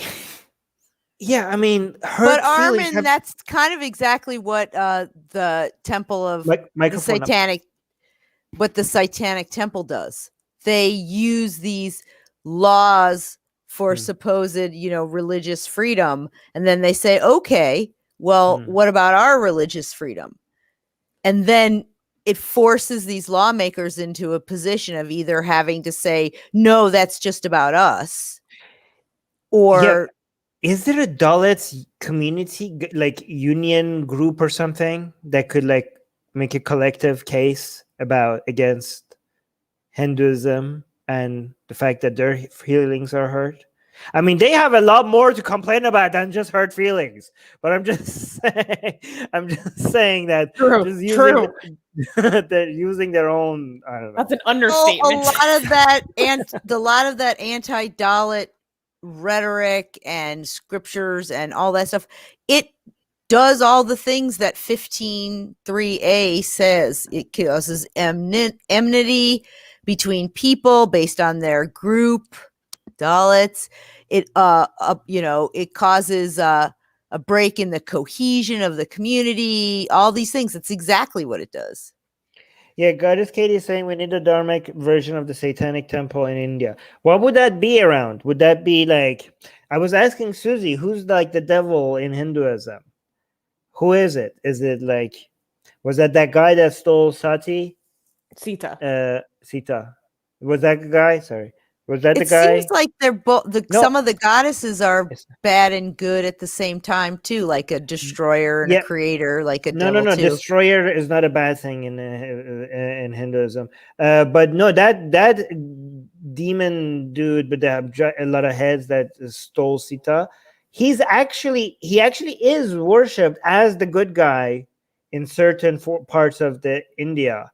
So those are, and a very small community of people. He's the hero of the story, and Rama is the bad guy. So maybe they can be the Satanic Temple of India. But God, what do you say?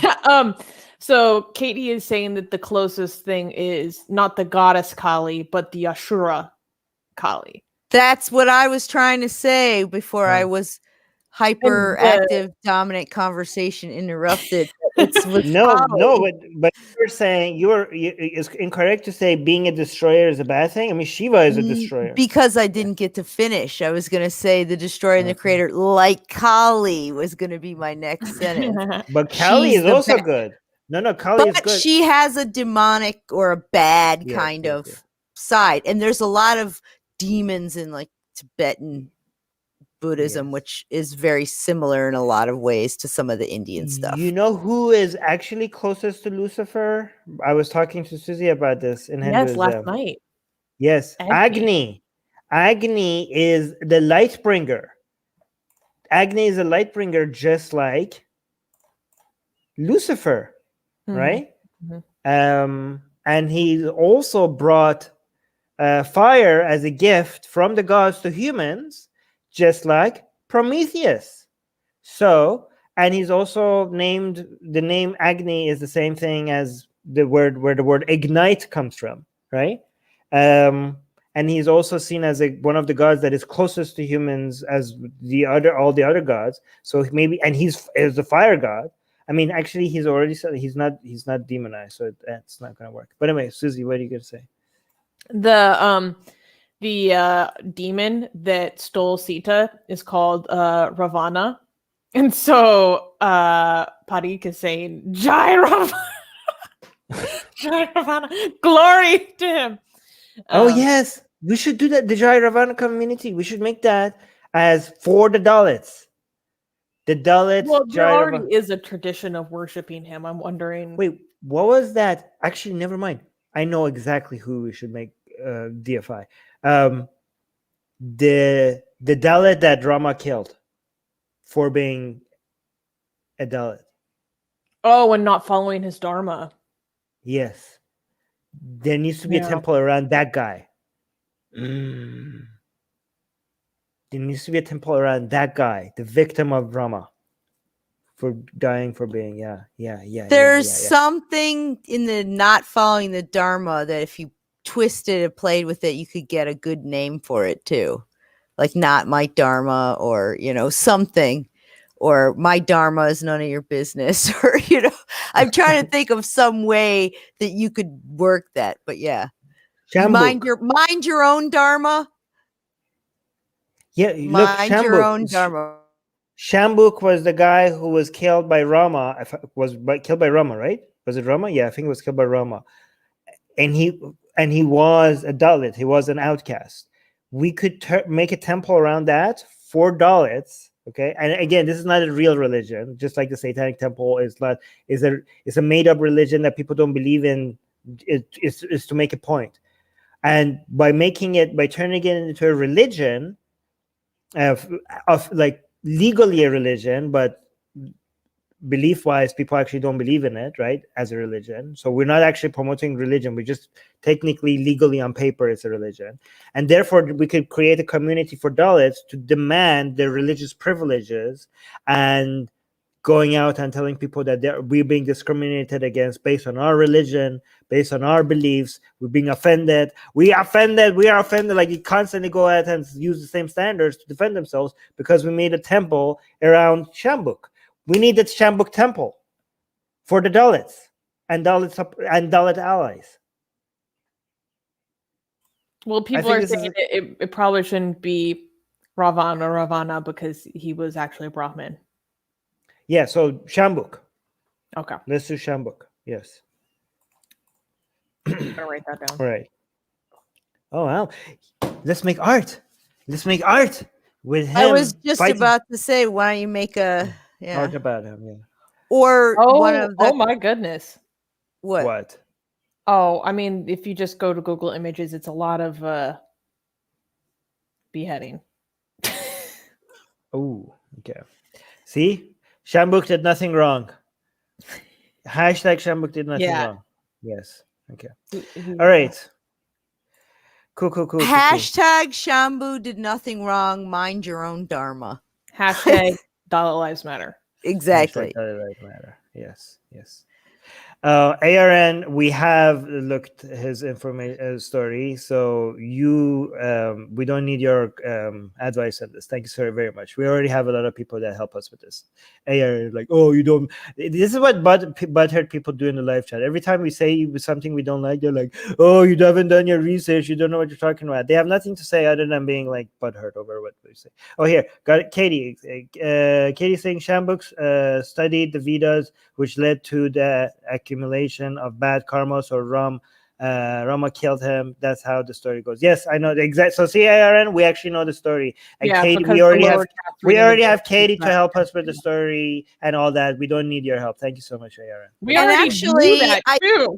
That is a really good thing to when you're talking about freedom of expression to say, like, look, it's similar to God killing Adam and Eve for knowledge. So his bad karma came from studying the Vedas to try and reach enlightenment and to maybe understand things better, have more better himself. Maybe he's studying his right action, right thought, all those things. But instead of it being a benefit to him because he's down here, it causes him bad karma and he deserves to be killed for it. Rivka, you're a genius. We're going to make that comparison. And ARN, you're an idiot because you don't understand how Hinduism works. Hinduism is a lot more, let me educate you about Hinduism. Hinduism is a lot more fluid than many other religions. And there are parallel stories that exist that are along the same time. There are some of them that are more popular, some of them that are less popular. So maybe you should go educate yourself about Hinduism before you come preach to us. Thank you very much. Anyways,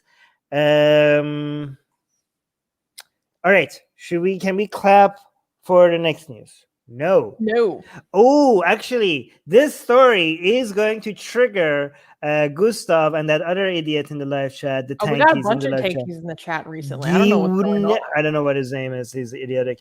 But I love how butthurt the pro CCP people in the live chat, and also some Islamophobes, those people who accuse us of us being Islamophobes because they think we support Hindutva. They're also in the live chat. I'm not going to highlight him, that idiot that comes here, and every time we highlight him, he says like, "Oh, you guys are such idiots. That wasn't me." That's what he does. He comes here and baits us. So I'm not going to highlight that idiot.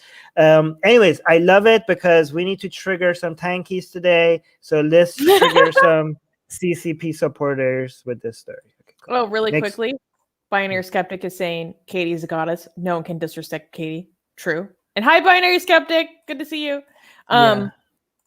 So, by the way, guys, let me just clarify something. When I say Islamophobic, I don't believe that term to be a legit that I don't use. I say other people accuse us of Islamophobic. We don't use that term. That's a nonsense term. We say anti-Muslim bigots, right? But so these are other people who accuse us of Islam. I don't find that term to be useful at all. Anyways, next news.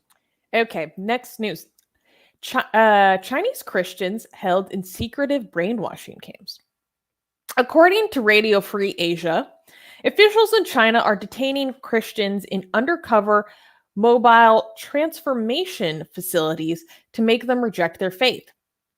The Chinese Communist Party exerts tight restrictions over any religious custom among its citizens. Under the CCP under Xi Jinping views Christianity as a threatening import, with party documents warning against the, quote, infiltration of hostile Western forces in the form of religion. A member of a Christian house church, identified by the pseudonym Li Yusui, said he was held in a facility for 10 months after a raid on his church in 2018. He talked about brainwashing methods on those who were on bail from the detention center. When he was released, he was in feeble health with edema all over his body. Other anonymous victims told Radio Free Asia that similar facilities are being used across China. It is suspected that such facilities have been running for a long time around China. So, I wanted to cover this story for a couple of reasons. Primarily as an exercise in skepticism and paying attention to your sources. Because I saw this news and I was very interested in it. Because China's persecution of different beliefs and the followers of those beliefs is not it's not singularly focused on Islam or Muslims, right? But as I was doing research on this specific story, like every source kept on coming back to this article, you know? So I was like, I can't seem to find another source on this article because this was translated from Radio Free Asia's coverage in Mandarin. So this was their primary source. It should be noted that Radio Free Asia and all of the like Radio Free franchise, so to speak, is funded by the US government. They do have a so-called legislative wall so that politicians, you know, are not supposed to be able to interfere with their message. The named intention is to be able to provide information to those in countries who cannot get that information. And I was also, as I was reading this news, I noticed that it mentioned a source called Bitter Winter. And so this is why I want to talk to you guys about being careful with your sources. I was like, Bitter Winter, I know that name. So Bitter Winter is a publication from a group that's acronym is CESNER, which is basically a group that does apologetics for destructive cults. Oh, I see where this is going. Yeah. Good. Oh my god, that's why we need Susie. That's why we need Susie. Just because we're anti CCP, that doesn't mean we're gonna buy into any Falun Dafa. Yes, we have guys. This is why this is why Falun Dafa and Falun Gong people they are really really hurting the anti CCP. Because they make it very difficult to figure out what's actually a good report and what's actually a Falun Dafa conspiracy. They're the Falun Dafa people who acting like they're trying to protect the victims of CCP. They're actually hurting them because they give excuse to these pro CCP idiots to try to dismiss all the actual legitimate report against the the Christians, the Muslims, the Jews in China. So are you saying that this is not, so we can't trust any of this? This is like something that we no. don't So know? this article only mentions Bitter Winter at the bottom, and it mentions a different report. It was just kind of a sentence at the bottom referencing like, oh, there was this previous report last November from Bitter Winter. And I was like, because Bitter Winter has been a subject of controversy surrounding reporting on the Uyghur genocide. And if their sources can be trusted. Guys, Falun Gong is a very, very dangerous cult. It's actually a very racist, extremely insane. If you see them in the street and they make it seem that they're all about meditation and peaceful stuff and a humanist trying to fight fascism and the CCP, that's not what they're about. They're actually an extremely dangerous cult. And yes, they have been, their members have been victims of CCP. They have been tortured and all that. But they actually, the people who are in Falun Gong, they need that. They use that as a way to grow the organization and spread their propaganda, right?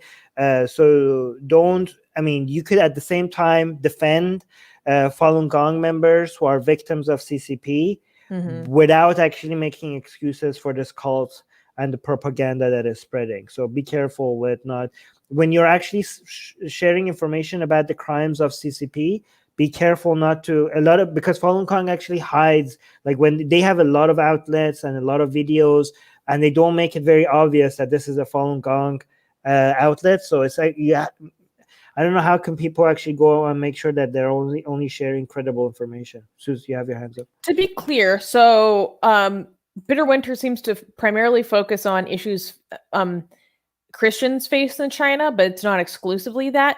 And so they're the publication of this group based in Italy called Cessner. Now, Cessner, based on my preliminary research, does not seem to be a straight up front for Falun Gong or Falun Dafa, but they are involved in running apologetics and for many different destructive cults. They actually call themselves as they are the anti-cult movement. They are against the anti-cult movement. So like you're pro-cult. They've done apologetics for Aum Shinrikyo, which has done crazy stuff like releasing siren gas in the Tokyo subways. They have done reports on the treatment of Jehovah's Witnesses. They have done stuff for Scientology. And also, I believe Falun Dafa as well, something I think it was called like Eastern Lighting or something, which seems to be more active in China, which I'm not as familiar with. And let me be clear. There are a lot of people who are members of destructive cults who are mistreated by governments. Like the Russian government's treatment of Jehovah's Witnesses is reprehensible and it's wrong. Okay? Like someone can be a member of a destructive cult, but the cult is first and foremost destructive to that individual. Right. It hurts them first and oftentimes the most. So they're victims. And so someone buying into a destructive and harmful ideology it's harming themselves, and these people are being persecuted by governments instead of helped by governments, and outright banning groups like the Jehovah's Witnesses being banned in like Russia, I believe. That's actually more harmful to Jehovah's Witnesses. So I also want to note that just because an organization does report on these members being mistreated, that doesn't automatically discredit them. We should pay attention to how these people are mistreated. But it is the other activities and behaviors of groups like Cessner that need to be monitored and need to be called out. And so you need to have an eye out for where your sources are from. But the problem is also that sometimes cults like this add, like there are legitimate oppression, and then they to get a shock out of people, they add to it, even though the original crime was already bad enough for it to deserve attention. However, they embellish it, and then when people discover that they've been lying, they completely dismiss the actual crime that is happening, right? However, also what we should be saying is that we're not saying that just because these people are a destructive cult, that the information they're saying is wrong. It might be completely correct. Sometimes destructive cults unearth very important information that nobody else is unearthing. Like the MEK, for example, has managed to another very destructive cult that sometimes is the only organization that has spies in some places in Iran's government that nobody else has spies in. So or they report on the status of a lot of political prisoners, but I don't highlight that news, even though they're the only people supposedly giving information about this, because I don't want to highlight them. Yeah, it's tough to see what to do or when situations like this happens. But yeah, Rivka's back. Anyways, okay, cool. I really love how much the pro CCP people are crying in the live chat, and you could tell how much they're burning every time they like act like we're upset about something. They're like, pay attention to me. Oh my God, Armin is anti-CCP, and they're like they get so easily triggered. And they want us to highlight their comments so desperately. It's so funny. Even if we like highlight them to show how ridiculous they are so desperate for attention. Every time we talk about China, you could see their rage just rising in the light. And what's so funny here is we're being generous to China. Right now, I'm saying this could be true, but I'm meeting this with a high degree of skepticism because I've only found this from one source and source from other organizations that have a firm bias against the CCP. Like, let me actually highlight one of their comments just to see how moronic they are. This is the comment that is supposed to like make me angry. Armin, you are nothing compared to the CCP. You fake. Oh my God. Right. Like, me as an individual, I'm nothing compared to one of the most powerful parties, governments in the whole world. Oh, wow. Oh my God. I didn't know. I thought I'm actually at par when it comes to relevance to one of the most powerful governments in the world. Oh my God! The second largest political party in the world. The second largest political party in the world. What? Like, oh my God! What a burn against me! Wait, is this guy thinking dude? You must be crushed. Oh yeah, I don't know how I could recover from this, Sus. I need to close this right now. I don't know how to recover from this. Wait, so does this person? It's okay. Is this person suggesting that they are something compared to the CCP? Like, is this person like, does this burn against me? Does this not apply to the same person that is making, like, who even are you? You don't even have your real name and picture. You're like, if I'm insignificant, what are you compared to the CCP? Who here at all is like something significant compared to the CCP? Are you guys like? He aimed at your weakness point. Guys, all I'm doing, my entire goal in life is to be almost as relevant as CCP one day. This is what I'm trying to do. This is the entire purpose of all my activism. And I'm crushed. You're right. I will never be as relevant as CCP. The jig is up. He found you out. This Atheist Republic is all a sham. My entire week has been ruined. I'm gonna be thinking. I'm not gonna be able to sleep tonight. I'm just gonna be like, oh my God, I'll comfort you. I am nothing compared to the CCP. I'm nobody. Like, wow. Okay. All right. This is amazing. Wait, is the next news the last one? We have one more news, and it's our Atheist Republic news. Yes. And we can clap for it. Wait, hold on. Let me have this ready because this is glorious. Yes. Okay, you ready? All right. Next news. Last news. Satan submitting to rapper Lil Nas X featured in blasphemous art. So this week, we have the final version released of our Lil Nas X art. For those who are not familiar, Lil Nas X is a gay rapper who recently released a music video titled Montero, Call Me By Your Name, in which he goes down a stripping pole into hell, gives this devil a lap dance, and then snaps the devil's neck and assumes his throne as the true king of hell. And it's a pretty fun music video. And it was he got a lot of tell them that backlash we made from this art Christians. and first mention people what they're looking at before you give them more context. Yes. So we made this art in honor of this very good blasphemy that has like triggered a round of satanic panic, which is just delicious. And so here we have Lil Nas X, stylized slightly like Goddess Kali with the arms, including the Kali is often pictured with the head of a demon that she just slayed, except our demon is Jesus Christ. And as we can see here, and he is standing above Satan, much like how Sita was standing above her husband, Shiva. And he is also featured wearing the shoes that contain a drop that he released, containing a drop of human blood that he is currently getting sued for. But yes, it's just glorious. And we also have a not safe for work version of this, which the head is a little bit different. It's a little bit gory. We took a darker route, and there's a lot more going on with Satan. And I'll just say that. Let me say a few things. First of all, if you want to see the not safe for work version of this art, go to blasphemousart.com.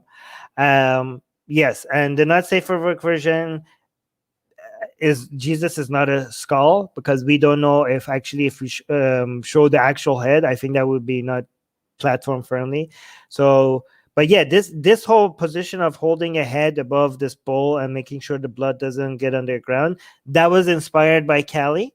And we thought this is very fitting for when Kali was slaying demons, for Lil Nas's demon to be Jesus, because he mentioned in a tweet that, all the people who hate this music video, they could go suck it, because he was made to feel disgusted about who he is, being gay and being ashamed of it by religion.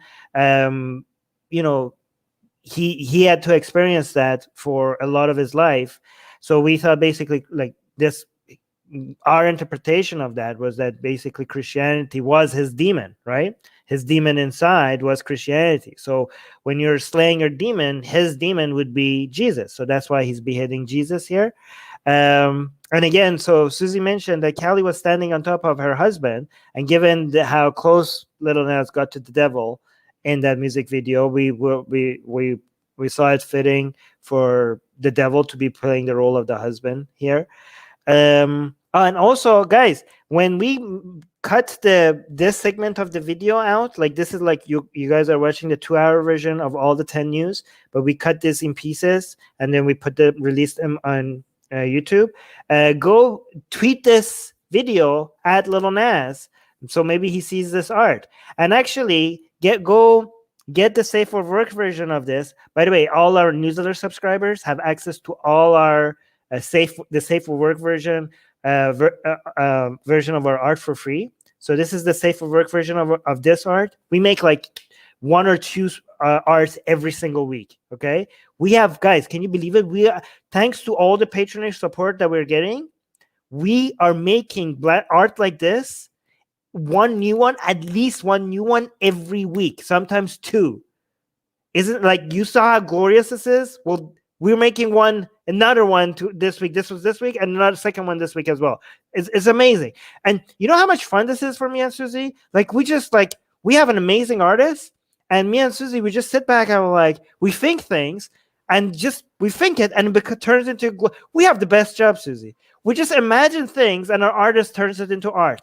And oftentimes it's like 5 times better than we imagined. Yeah. We'll be like, oh, we want this featured in this, and then she brings it back, and we're like, this is not how I envisioned it. It's better.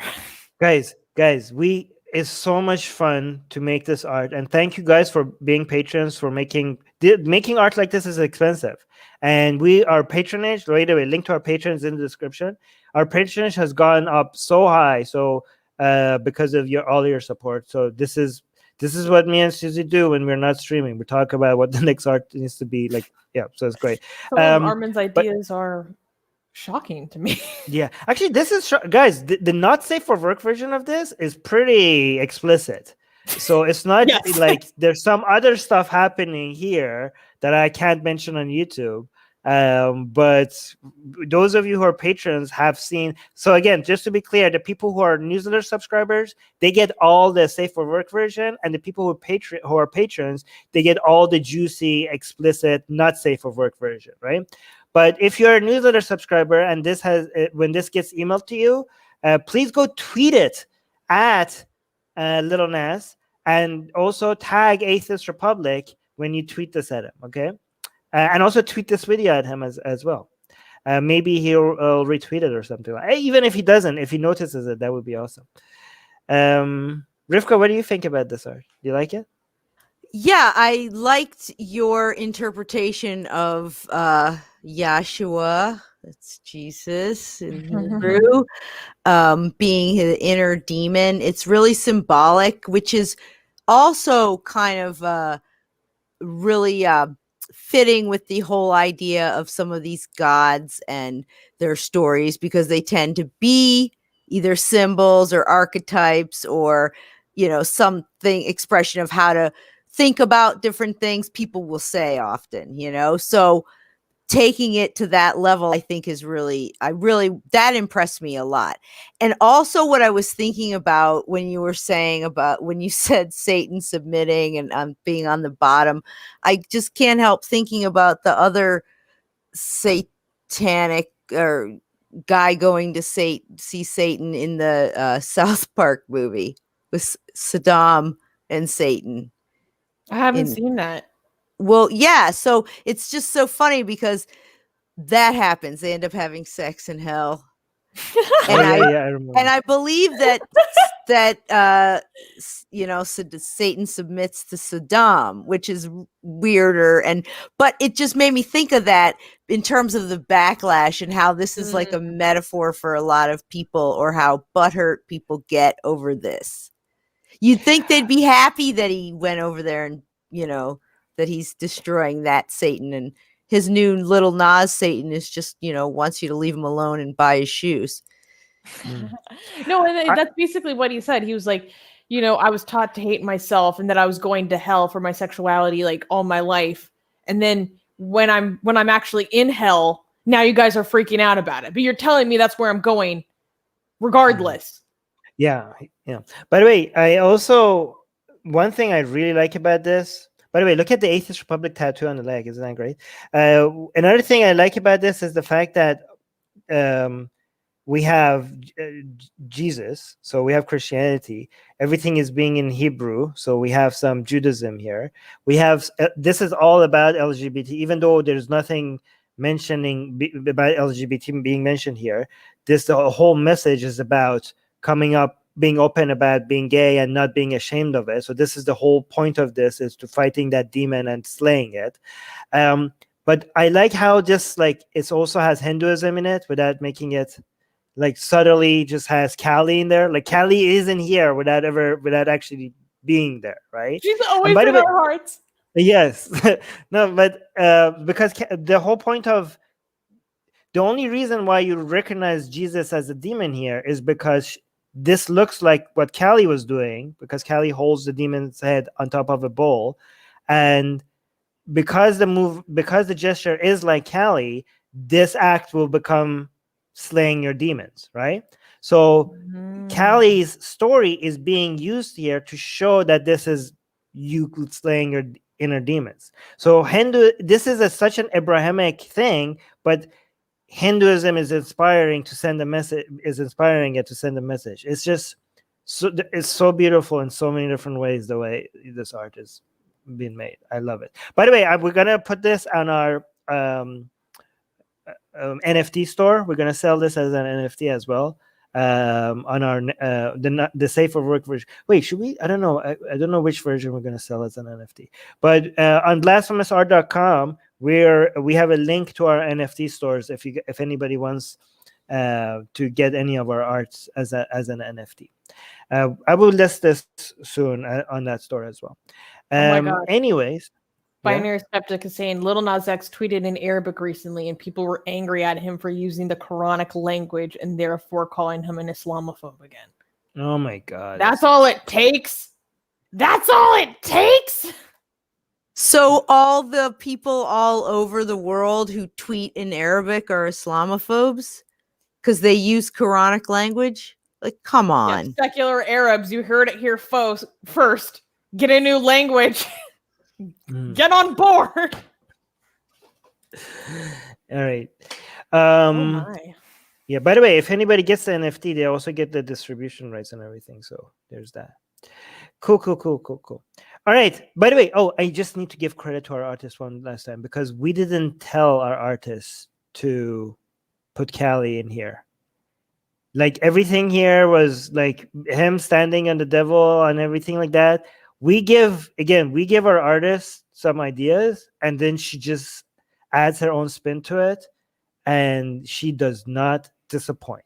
Like this whole Callie thing, that was entirely her. Like as much as I wish I could get credit for that, I can't. It was our artists. We have amazing artists. Anyways. All right. So we're good. Anything else that we want to mention? No. Right. Oh, guys, again, subscribe to our newsletter to get all our art for free. Link in the description. And again, stay subscribed because we make one or two new ones every single week. Glorious, blasphemous art like this, and we send it to you as a newsletter. So it is good. You guys are being spoiled because we're giving out too much for free. Cool. Yeah, link in the description. Is that it? Yeah. Oh, good stream. Ghost Bunny is reminding us to subscribe. Subscribe. And Toka is saying, by the way, I appreciate Toka being a Christian here. Yet, look, like Toka is a Christian, and we keep telling people that this is an art in killing your inner demon, which is Jesus. And she's still telling us that this is a good stream. So yeah, Toka is like, look how tolerant Toka is being with us as a Christian, right? When we were planning this art, I remember in the chat I was like, my parents are gonna be mad about this one. Good. You saying good stream. Ghost Bunny saying love you guys, love you too, and yes, do subscribe. Yes, cool. Rivka and nothing. Good, all good. Bye. Bye.